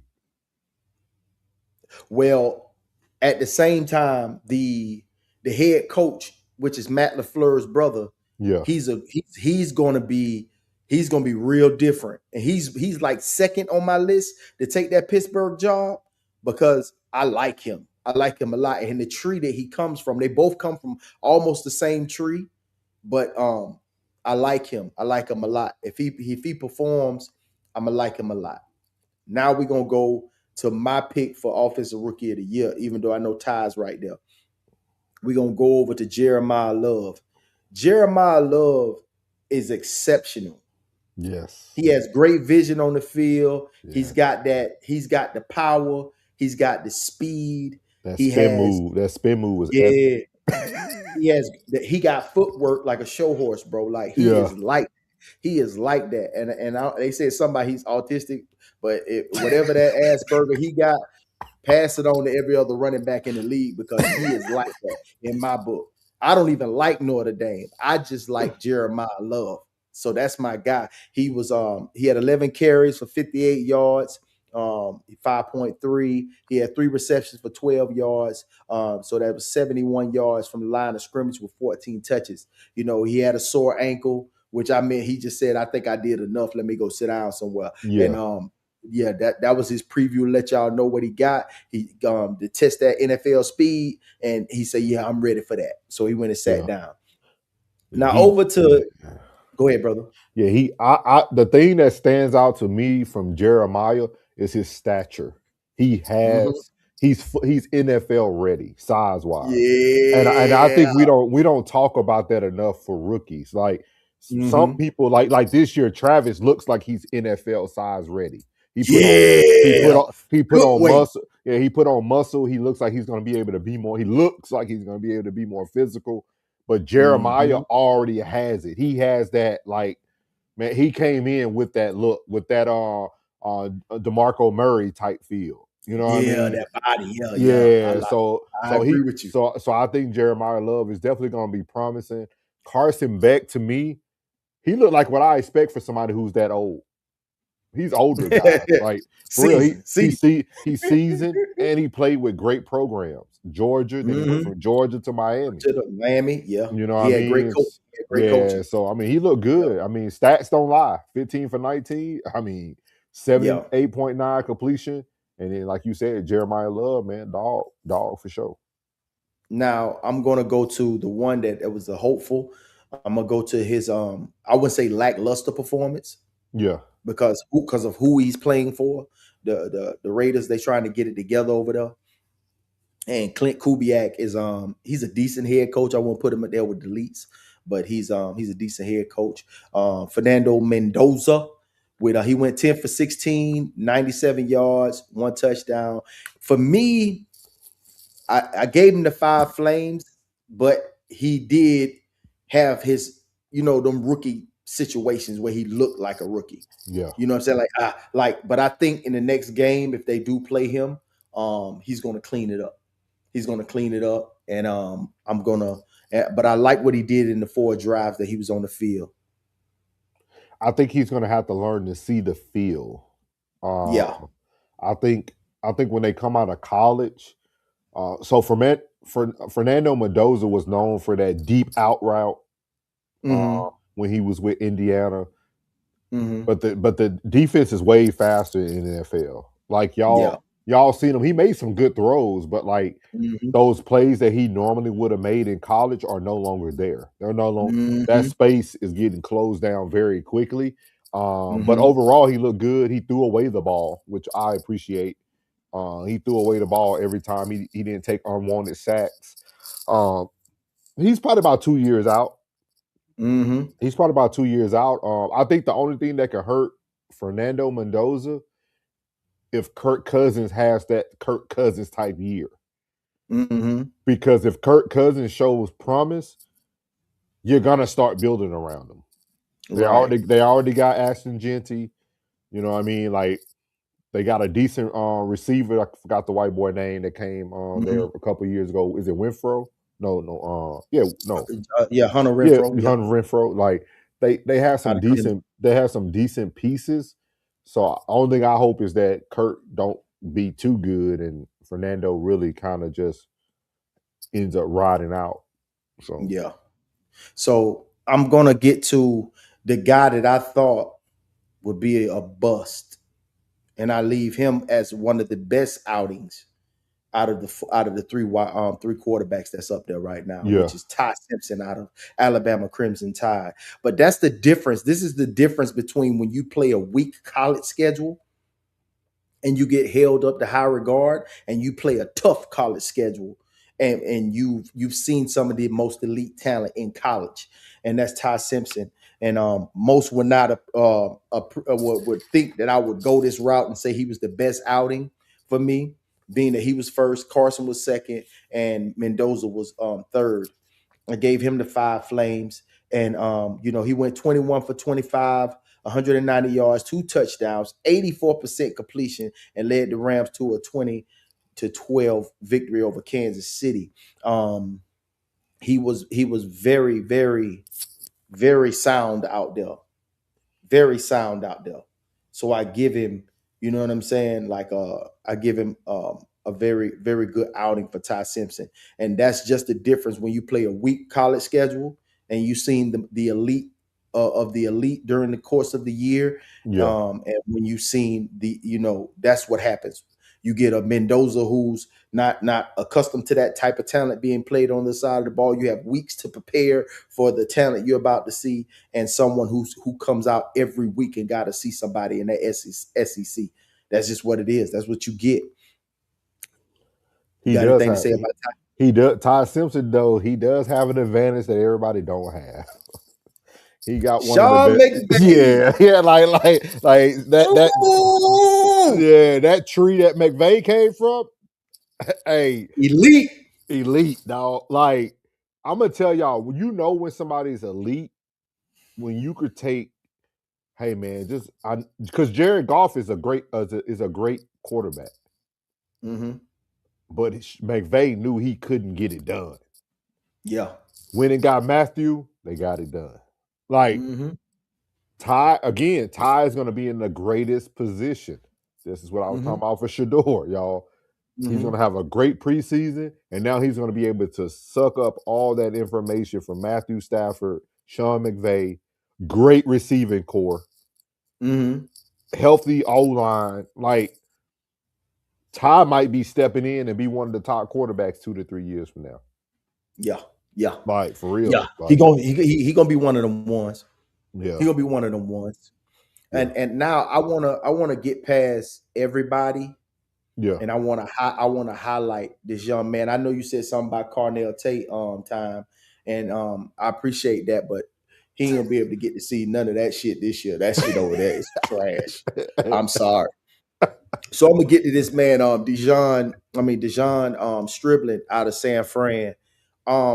This young man surprised the hell out of me, but he seemed to be he's the type of wide receiver that's a dirty work. And I love dirty work wide receivers that go and get it. When they make a mistake and they come like they hit it seems like you don't think they do that, but I think like he goes and say, man, go at me again.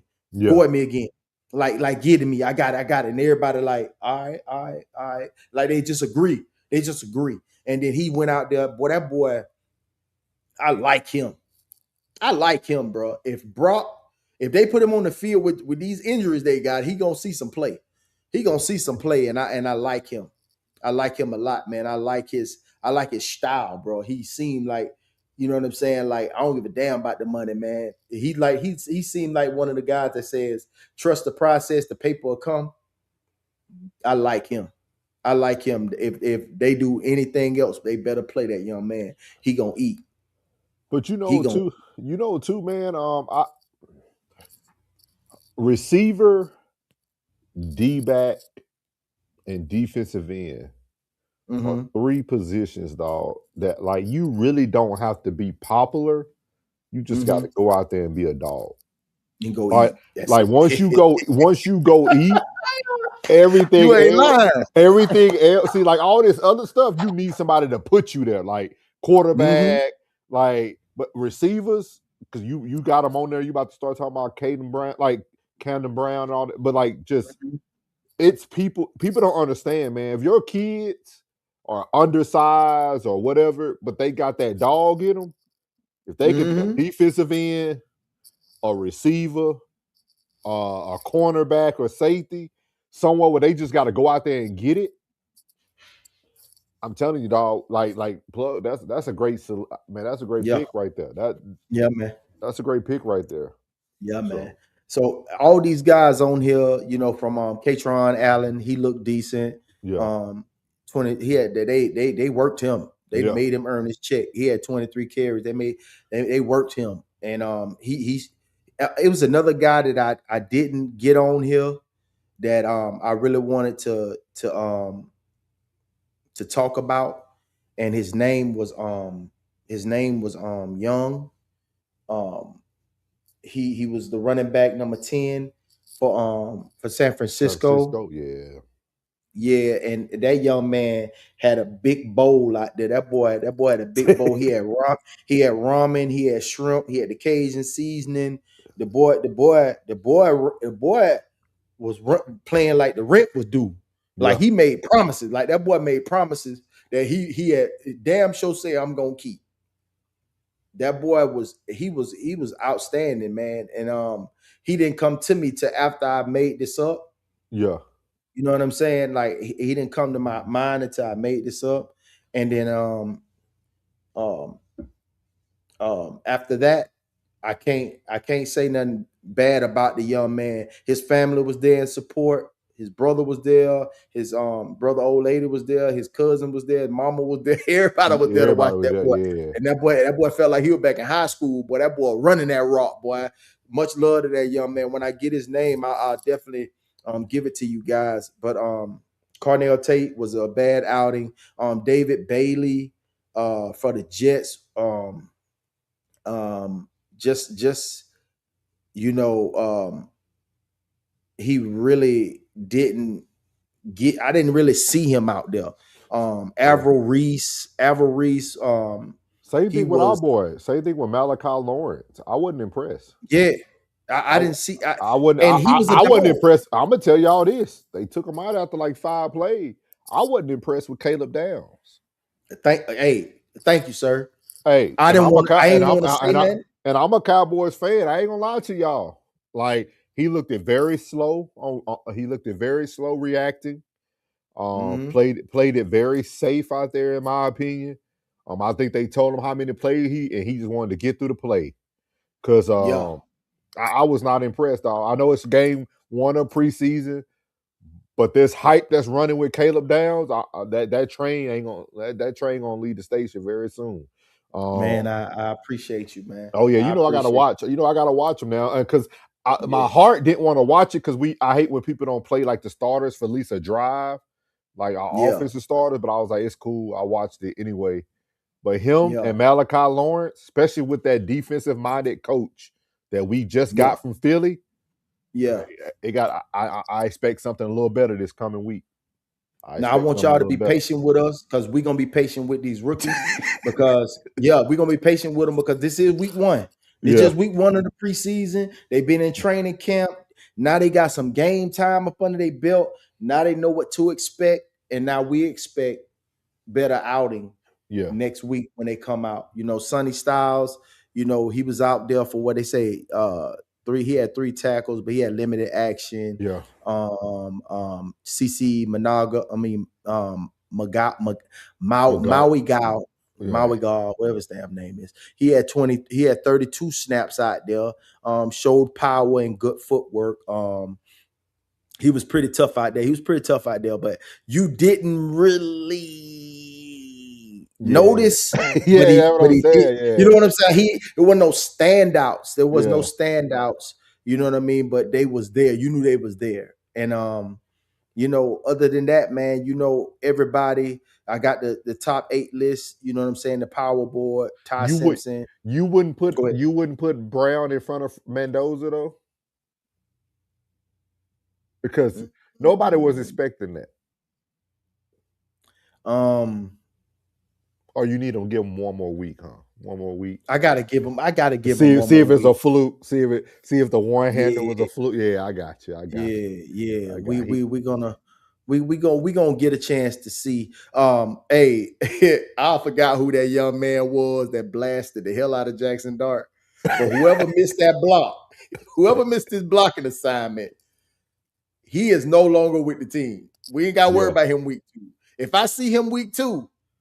Boy, he must have said. Boy, he might have did something promiscuous for the coach or something. But boy, that boy got blasted.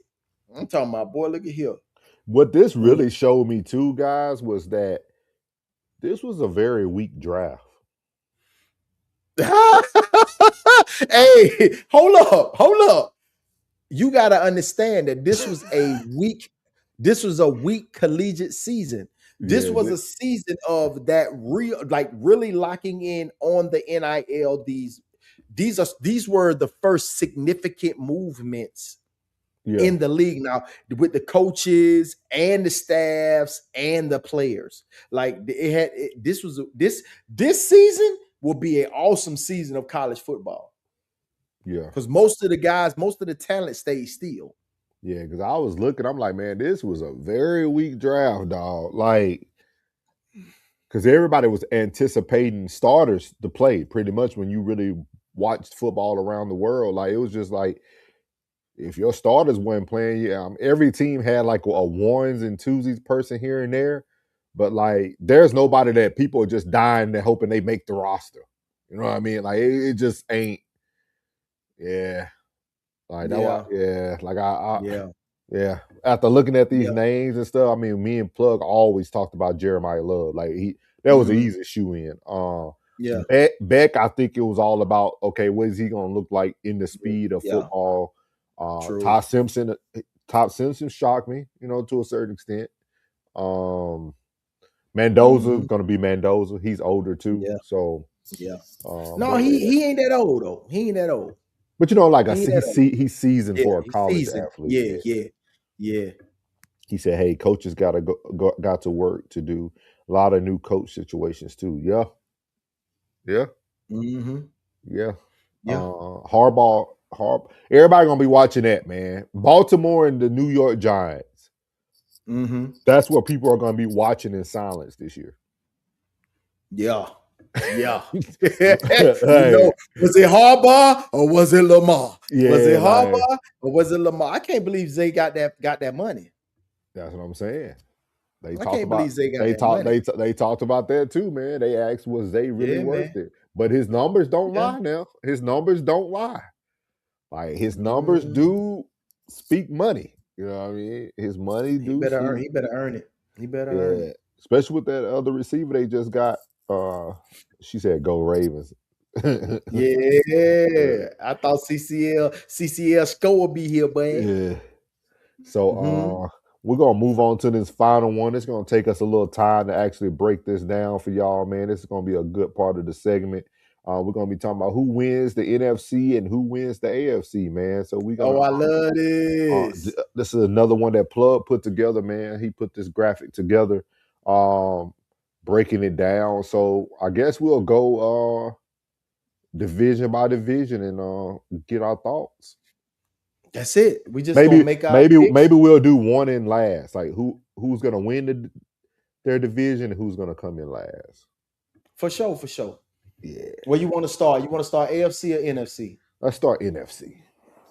NFC. All right. You want to start north, south, east, or west? We'll start north, man. We'll start north. Let's start with the north. My pick for who the you got NFC, winning it? Yeah. Yeah, who I got winning. My pick for the NFC North. I'm gonna go with the Detroit Lions. Okay. And if somebody can, Rain, if you watch it, can you take these notes for us? Mm-hmm. Take these notes for us, because y'all know we're gonna have to come back here. You have to come back. Yeah, we're gonna have to come back to this. So Plug got Detroit winning it. I'm gonna go with Chicago. I think Chicago, Caleb Williams is only gonna get better with the coaching staff. But I will tell you this: this is Chicago's probably last opportunity this year. You better know it. Because that division, I like Ben Johnson. That division is getting better though. Like they're getting better. Like you think about it, Minnesota's a quarterback away. You're a quarterback away. You know what I mean? Gunn said he got the Lions winning. Okay, so Gunn got the Lions, Plug got the Lions. I got Chicago. Who you got coming in last in that NFC North? The Minnesota Vikings, without a shadow of a doubt. Without a shadow of a doubt. I agree. I agree. Unless something magical happens at the quarterback position, I definitely agree. So we're a little different on who wins. I got Chicago, you got Detroit, but then we both got Minnesota losing it. Okay. What about the South? Right. The South, this is like the worst division ever, though. Don't talk like that. You know what I'm saying? Don't talk like that. But I'm going with my Tampa Bay Bucks. My boy got a chip on his shoulders. He got a chip on his shoulder. He wanted to get paid. It wasn't about getting paid. He wanted a long-term deal. Yeah, he wanted a relationship. Yeah, that's what he wanted. So I'm gonna go with the Tampa Bay Bucks winning this. Well, I mean, my hands kind of tied. I'm gonna go with Tampa. I mean, the only other person I could even think about putting at the top would be Carolina. They ended the season very well. But Carolina, nobody's gonna believe me. Carolina is only gonna be as good as Jimmy Horn. Jimmy Horn has to become that number one receiver this year. The boy got the speed. No, I'm talking about he's gonna have to become the number one. Like I know what you're saying. I know what you're saying, but Jimmy has that star capability with that speed, the size. Jimmy Horn looks like Horn, like Joe. You know what I mean? Like he's built like like Carolina. I don't know. I can't. I don't have enough faith in Bryce to put him number one. But yeah, definitely Tampa. I think I think Baker's going to prove his worth, but I think Baker's going to leave regardless. Mm-hmm. Yeah. So the last is definitely going to be the Atlanta Falcons. They have no chance. I'm gonna go with the Saints. I'm gonna go last. The Saints. I think the Falcons would. I think the Falcons would get a few wins just because of their receiving core. I think you will see some flash. I think you will see some flashes of a decent team with them. I got to put the Saints last. No, I'm going with the Falcons because I believe in Kellen Moore. I believe in Kellen Moore. I think he's going to be. Is he the head coach now or the OC? He the coach. He the head coach. Head coach. Yeah, I believe it'll be Bucks, Panthers, Saints, Falcons. Okay. Just like that. So me and Plug both got Tampa first in the NFC South. I got Saints coming in last. Plug got the Falcons coming in last. This is for Rain. Rain says she's tracking. So NFC West. NFC West, I'm gonna have to. This is a tough one, man. It is. This is a tough one because this is the toughest division in football.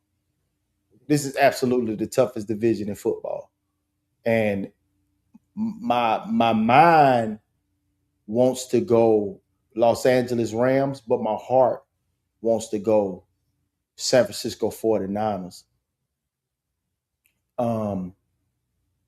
Just because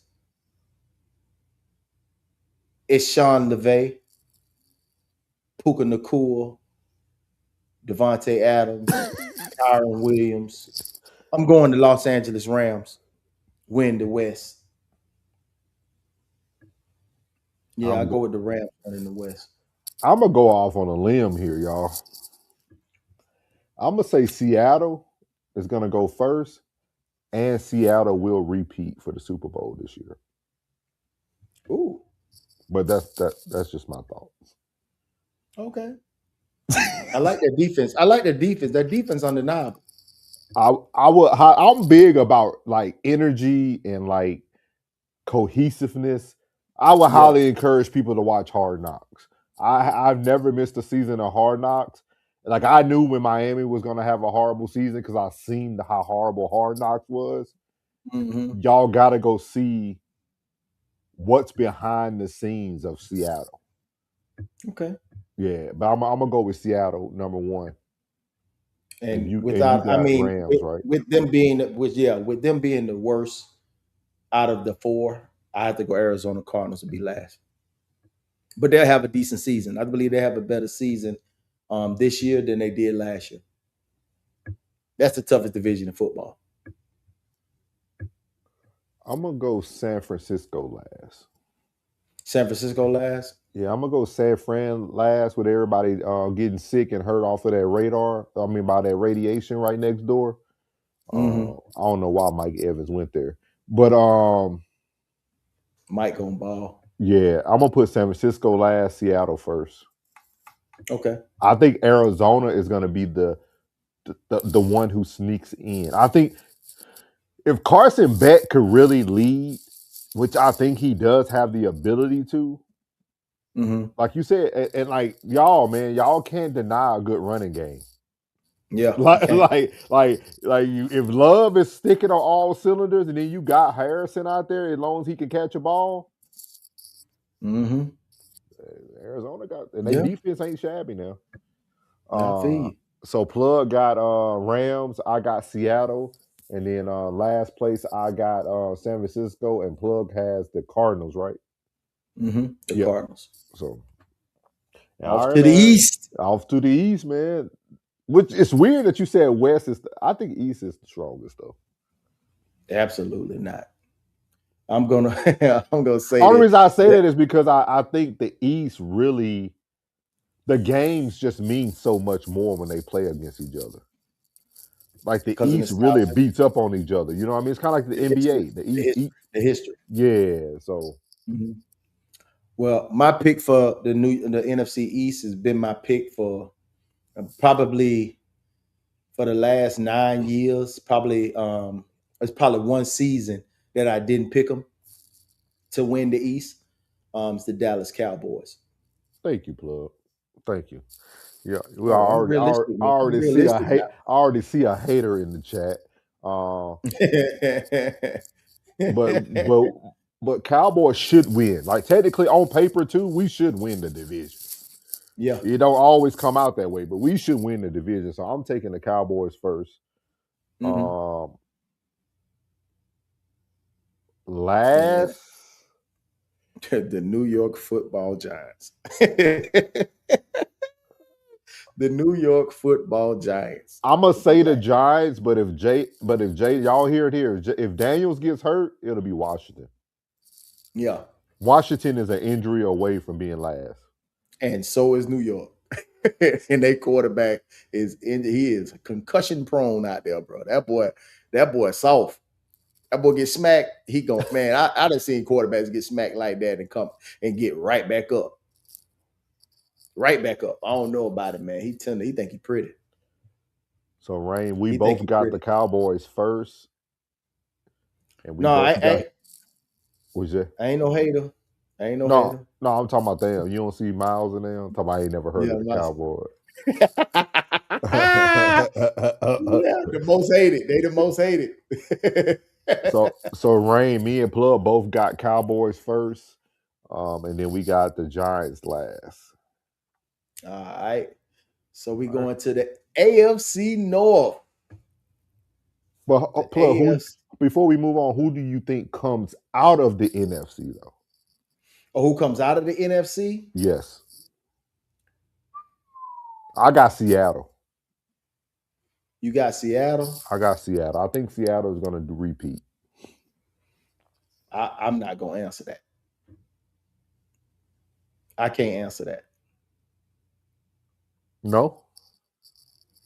No, I can't answer that. It's just a guess. Just a prediction. Because I'm biased.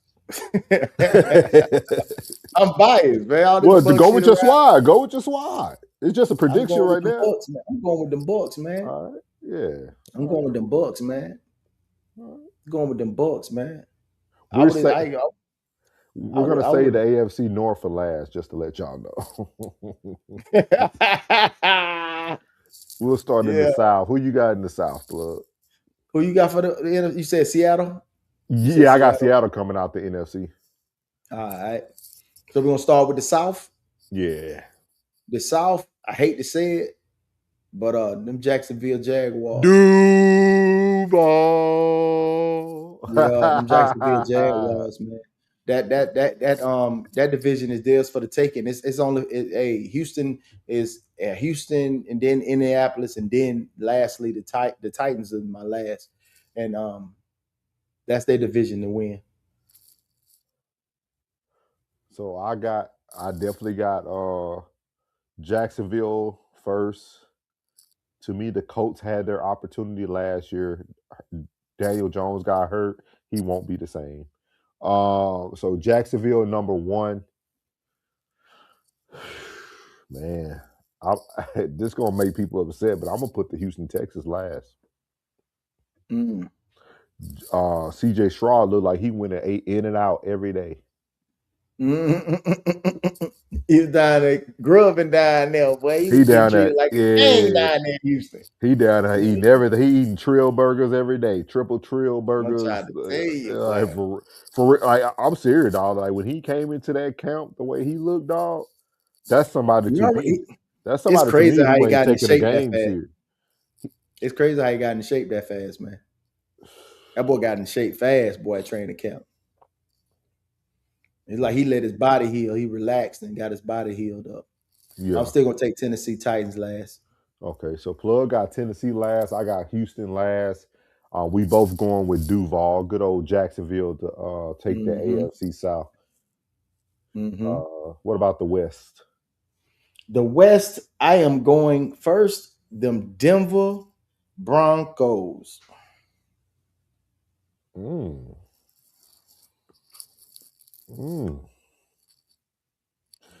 Yeah, why? I want to hear this one. What you mean? Why Denver? Why Denver? Yeah, what makes you pick Denver over KC? Denver defense is tough. Yeah, Sean Payton kept his offense together. Cortland Sutton looked like he ready for war. They got so close last year, and who knows what would have happened the Broncos. I mean, had Bo Nix that didn't get hurt. I'm kind of partial to the Bo Nix because I actually watched him play in the All-American game down at Campbell World Field in Orlando, Florida, and yeah, he looked like the best player on the field. And it seems as if he's out of that young man range now. It's time for him to step into his grown man business, and that I think is theirs for the taking. Is theirs for the taking, and I think Sean Payton is the one that's going to get him there. I think he's going to be the one to get him there. And what he just did for Drew Brees, being there for his guy and inducting him, I think that good karma is going to come back. And their defense is fucking fierce. Their defense is not to be played with, man. Their defense is not to be played with, for real, for real. Yeah, so I'm gonna put it on. I'm gonna put it on the Broncos. So I'm gonna give the AFC West to the Chargers. And the reason why is because this year is the last year that Justin Herbert has the opportunity to prove who he is. This is going to be the last year, and this might also be Harbaugh fighting for his job as well. Mm-hmm. So I'm going to give it to the Chargers just out of desperation. Sometimes it changes the way people play. So I'm going to go with the Chargers 1. Plug is going with Broncos 1. Last, I'm gonna put the Kansas City Chiefs, and that's hard for me. That's hard for me because I'm always rooting for Pat. I like Pat, and I like Andy Reid. He ain't healthy, not at all. Watching the practices, watching him like not pivot on the back, plant the back foot. They've been showing a lot of his stuff. He throwing from pretty much all arm, and I feel that Travis Kelce is just now taking money from the bank. Like he's just there now. Like he's just there, dog. Like I think the only reason why I can't put Kansas City last is because of Eric Bieniemy. Eric Bieniemy is going to take a lot of pressure off any quarterback that's going to be on the field. Yeah, because of that running game. Eric Bieniemy is the X factor in the Kansas City Chiefs coaching staff. And being that he just went through this big situation with his son shooting his life, I'm going to also go with him that he's going to be uber focused on the game. He looked like he was losing some weight and been working out too when I just seen him. Yeah, he did. He lost a lot of weight. Yeah. I'm going to go with the Las Vegas Raiders being last. Okay. They're gonna show glimpses of Mendoza doing his thing. So Plug has the Broncos first. I got the Chargers first, and then Plug has Raiders last. I got Kansas City last, Rain. If you still here, ma'am. She's in the building. And then AFC East. We'll go to AFC East. The AFC East. Well, I know last easy. I mean, last is a toss up, but I'm gonna go with the Jets. I'm gonna go last first with the Jets. They are gonna be.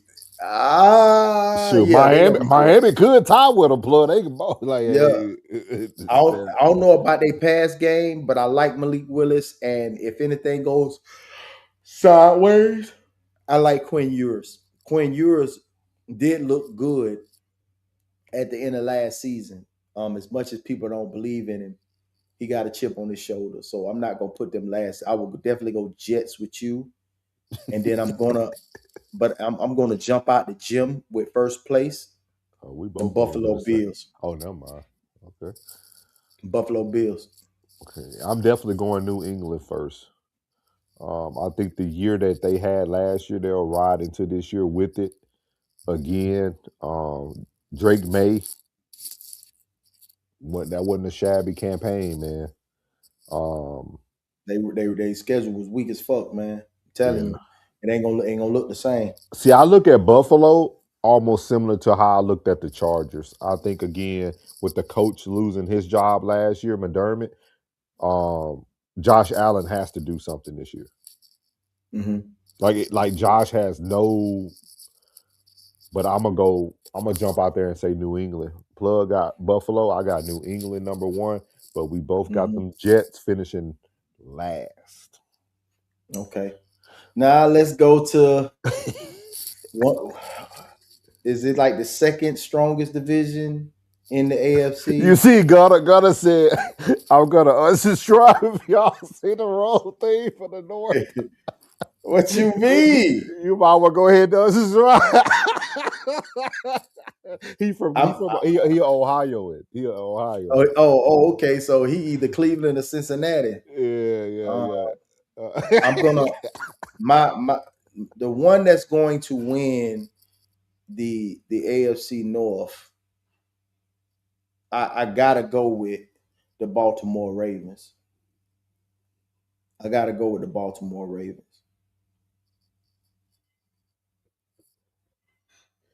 Oh man. Well, y'all know I'm not going for the Ravens. He said good night. I'm gonna go #1 in AFC North will be the Bengals. Again, this is another year if Burrows has to stay healthy. Everybody got paid, dog. Burrows, Chase, and old boy on the other side. Higgins. They all got paid, dog. At this point, y'all got to put your money where your mouth is, dog. So I'm gonna go with Burrows going #1. That defense weak. Yeah. But that's nothing new for them though. Last in the division will be the Cleveland Doodoo Browns.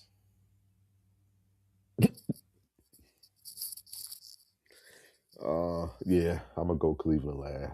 Unfortunately, Cleveland Doodoo Browns. Yeah. Only way I would have changed Cleveland going last if I knew for sure my boy was starting. He said, "What?" Hey, I'm gonna tell you something, man, and I'm gonna be real with you. I like the pickups that they have, man. I like the pickups that they have. You know what I'm saying? They went and got Michael Pittman Jr. from the Indianapolis Colts. That's a big pickup. That'll help DK out a lot. But I think DK got to show me something this year, man. DK got to show me something. You know what I mean? And they lost Gamewell. We ended up getting Gamewell. You know what I mean? So, and that's it. That was y'all guy. I like Jaylen Warren. I got them as #2. But if I had to pick Aaron Rodgers over Lamar Jackson, it's like I forgot Aaron Rodgers. I'm gonna tell you, I forgot Aaron Rodgers was still with the Pittsburgh Steelers.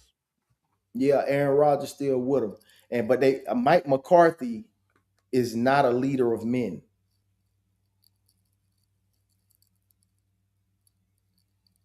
He's not. He's not a leader of men, not in my opinion. But he might be a better coach without that thumb of Jerry on his back. He might be a better coach without Jerry's thumb on his back. You know what I mean? But we yet to see this preseason, Miles and Gunner. You know what I'm saying? Like like this is the preseason. We just getting our feet wet. We just seeing this the first week of preseason.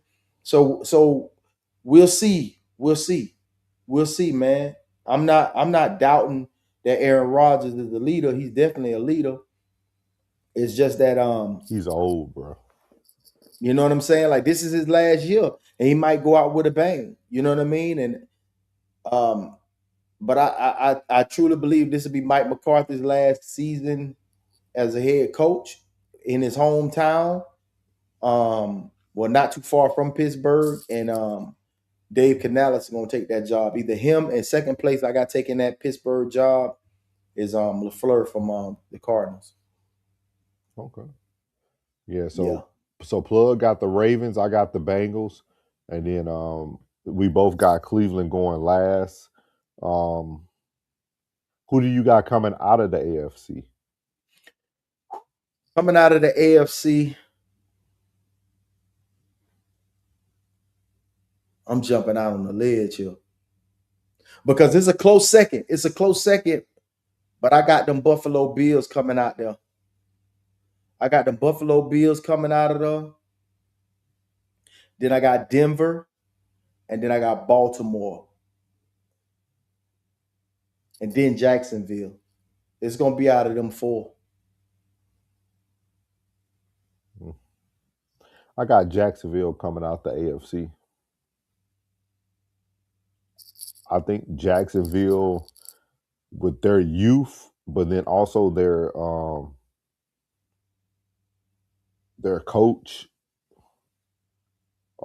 I think Travis. I don't think people understand people having special players on their team, and I'm not talking about just talent, but I'm talking about like overall person.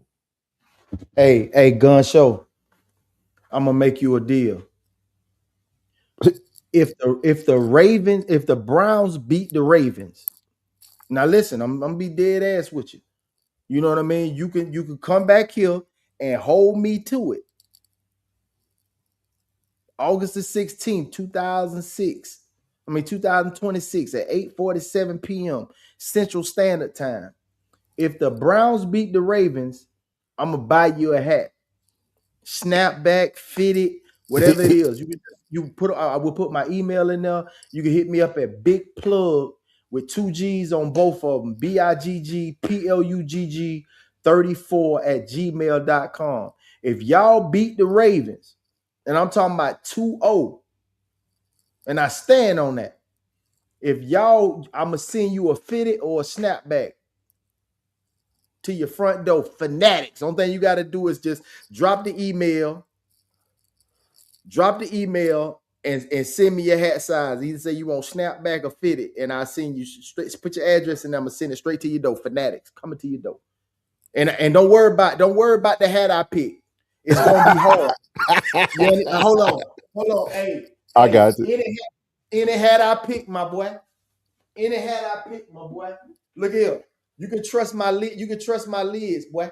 You understand? Any hat I pick, bro. Whatever I pick, that bitch gonna be hard as hell. You understand me?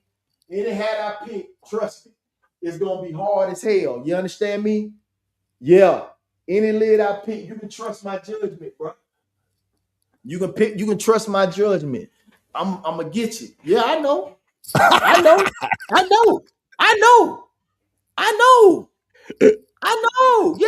it's gonna be hard. I know which one to get you. Oh, for the Browns? I'm gonna get you that all brown one with the dude on the front. Look at, did I hit it? And I gotta make sure it got that orange underneath the brim. I got you, dog. I got you. Trust me. If I'm gonna pick it out, just send me your hat size if you want the snapback. It look like you got some hair on your head. So if you got you want the snapback or you want the fitted, just send your hat size. It's going down. Yeah, it's going down. Hey, I got y'all. I got you. Stay tuned. Yeah. So there you have it. She said not the urge. Not the urge. Yeah, the urge. You know, you got urge for the urge. You know, got the urge for the urge. Yeah. But yeah, y'all have it there. Rain says she's gonna send us over graphics once she sends us the list to verify. So next week, while we're doing our fantasy football draft, we'll have that up on the screen so y'all can see what we picked.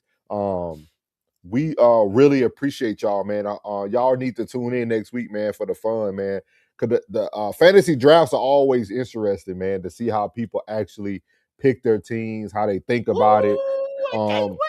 For those who do watch me and plug, y'all will notice that, man, we talk about everyone. Like, even though we have our team, we watch everybody. Like we don't sit there and be like, oh, I'm only watching the Cowboys or he only watching the Bucks. We watch everybody, and we older. So y'all think about it, we got 4 decades of sports knowledge. Oh, yeah. She asked who I got for the AFC. I said the Baltimore Ravens. The Buffalo Bills. The Buffalo Bills. He said, yeah, man, good content for real. Yes, sir. Don't forget tomorrow night, man. Plug in with Dope. Plug got his show first that he comes on with at 6 p.m. Central Standard Time. If you're on the East Coast, you know it'll be 7 o'clock. Yeah. And then we'll have No Middleman at pretty much you could say 9 p.m. because we don't never start on time. So 9 p.m. But we normally have it posted for 8:45 Central Standard Time on No Middleman. He said, Miles said, fun show as always. Yes, sir. Yes, sir. But y'all know the first game of the season, we will be going live for the play-by-play. There might be some weeks. I know me and Plug, we travel. I know he's going to be out of town as well. We're going to try to set it up, but Hey Miles, I'm gonna be in Cincinnati. Week 1, September 13th. Well, I'll be touching down on September the 12th. You know what I'm saying? If you want to lock in and get up with me, man, let me know what's up. Yeah. Let me know what's up, man. I'll be in Cincinnati that weekend, man. Yeah, so he'll be catching that. So but we will be doing live play-by-play games for Monday, Thursdays, and Sunday nights. So y'all will be able to catch us on the prime time. So it'll be fun, man. It's gonna be super fun to do the play-by-play. The play-by-play, our goal is to have everything on the Raw Society Network. So that's the ultimate goal. Eventually, you guys won't have to watch from different channels. You'll be able to push everybody over to the Raw Society Network. So he said, y'all do college too. We talk about it. Plug actually got someone who is very, very good in the college realm too. Yeah, I just talked to him today. He said, "Man, we got to do something, Pop." Yeah, my son want to do it, man. Yeah, like the young man, the young man knows the rosters, dog. Like, so I'm big about people who actually like follow the sports, like not just watch, but follow. And our goal, I'm gonna try to send an email to So do you want to start a new Discord? Do you want to start a new Discord? We can. We can start a new Discord. We'll start a new Discord sports. For we can do 1181 or for the RSN. He said let him know. He said let him know, Plug. Oh yeah, I'll let you know. Miles. Yeah. But I'm gonna start sending out some mass emails to DraftKings, Kashi. We're gonna try to get one of these sponsors, man, for one of these sports prize picks. So y'all just keep trying to not keep trying, but keep sharing, keep hyping up the videos, man. It means a lot to the algorithm.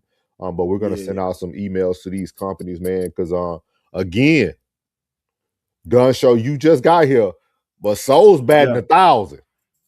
Hey, we in Texas right now. I'm a Florida boy. I'm living out in Texas, and he a Louisiana boy, and he living out in Texas, man. We in Texas, man. Yeah, but I'm batting 1,000. I even called the Knicks in 5 now. I called the Knicks in 5. I was probably the only one in America. Knicks in 5. You weren't the only one. well, plug low key. He was like he told me who he knew was gonna win, but like for other people, he was saying the vice versa for show purposes. Yeah, for show purposes, man. So, you know what I'm saying? But we bad. I think I gave Plug one bad college game last year. One bad college guy. I forgot who it was. They lost. I think it was Colorado. LSU. It was the LSU. Yeah. LSU Ole Miss. He said, "Okay, I'm from he from Baton Rouge, but live in Arkansas." Oh, Baton Rouge. Yeah. Okay. What part of Arkansas you in? You over there in the Magnolia? You over there in the Waldo? You in Little Rock? Where you at? Let me look at your picture again. You might be next to that Arkansas State area. You in that Magnolia? He might be out there, folk. Yeah. Where you get out there in Arkansas, man? Yep, I knew it. El Dorado, you next to that Arkansas State. I knew it. Yeah, I knew it, man. I had a good homeboy out there, man, from Waldo area. You know, Waldo was like I gotta visit Arkansas back to back. Yeah, it ain't nothing out there. It ain't nothing out there.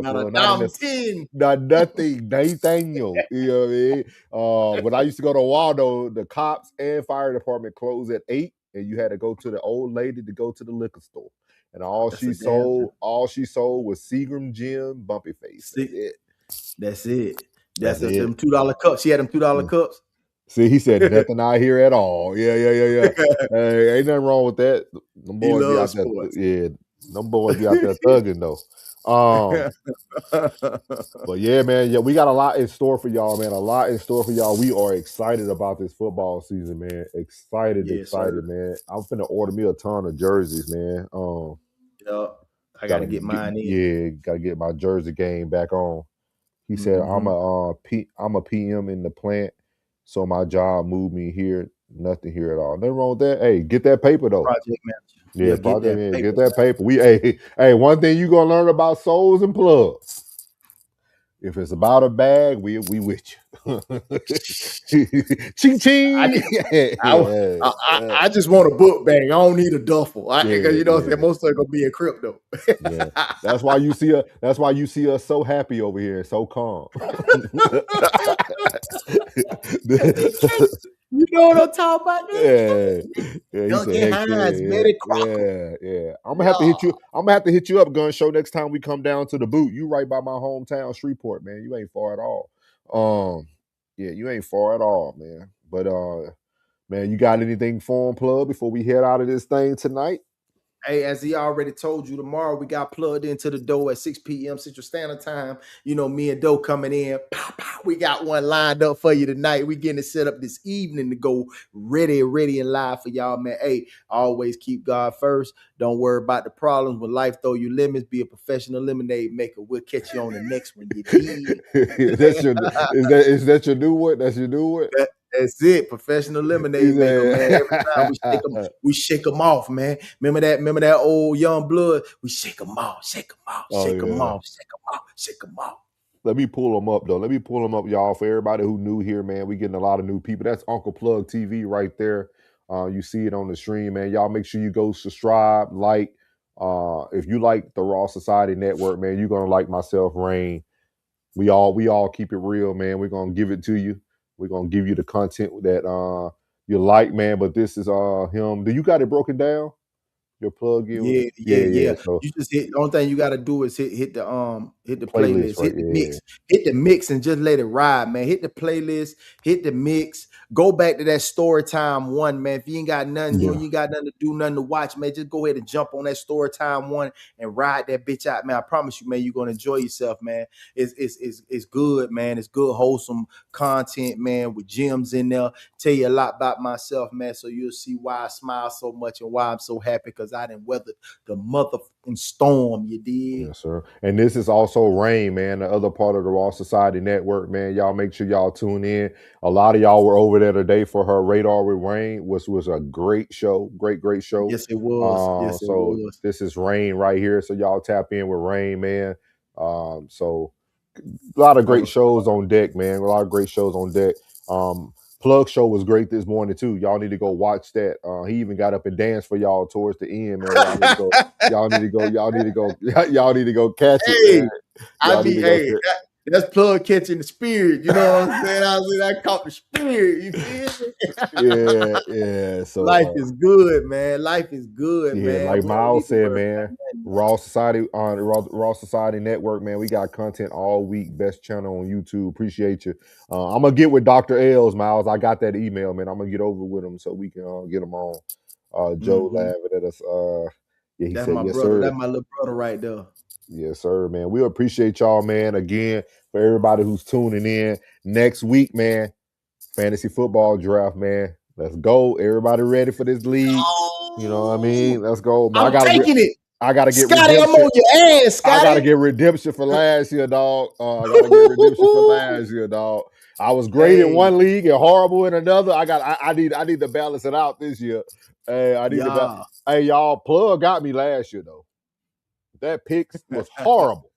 My picks were hard. Like, it was weird how the system set me up, dog. I was like, bro, I can't win for losing this week. Man, this year, man, y'all know what's up, man. Just come on in here. Hey, I got some great information. I talked to 2 commissioners. They gave me some good advice, and plus with my ideas, man, I'm gonna be a better commissioner this year.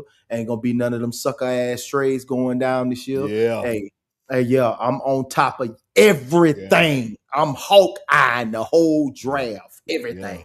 Yeah. Ain't nothing going down without my say so.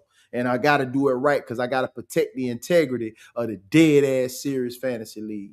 And everybody who's in our league, be present for the draft. Yeah. None of that auto draft stuff, bro. You ain't gonna have no choice because we doing it live. So I'll make sure your ass in there. Yeah. And I got people on the East Coast and I got somebody on the West Coast. So I gotta do it. We gotta do it right so they can be present and accounted for. Okay, bad man. Yeah, but we appreciate y'all, man. It's been a great Sunday, man. A great week.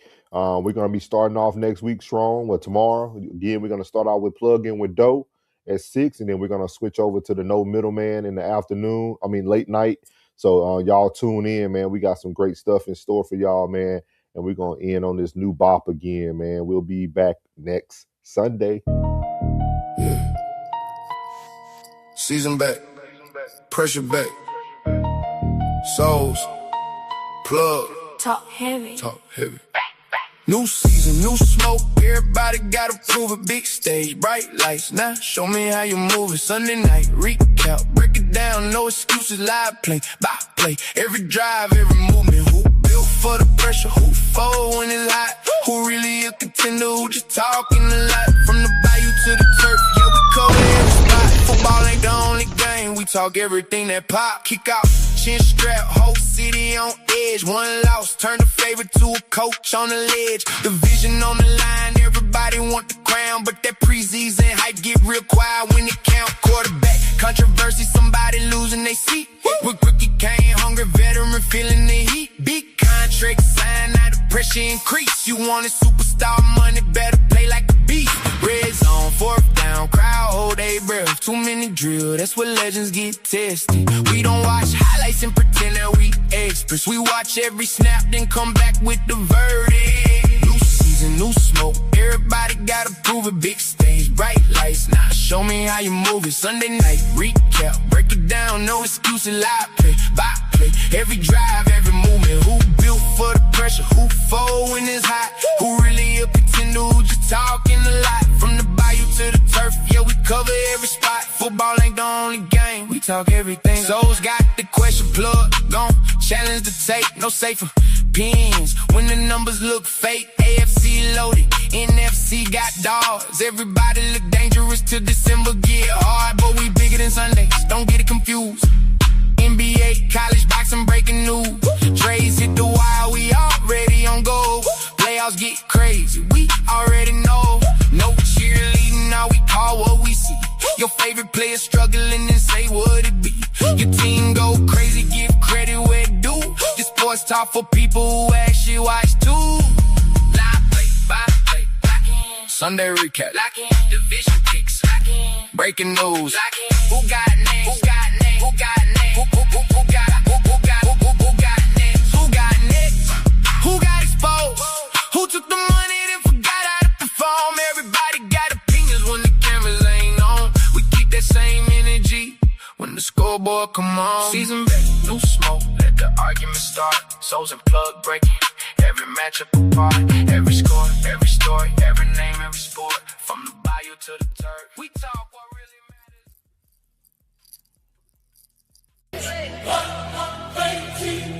Pressure play. From the bayou to the turf. Soul and blood, yeah. 181. Pressure plays. From the bayou to the turf, we don't break, no.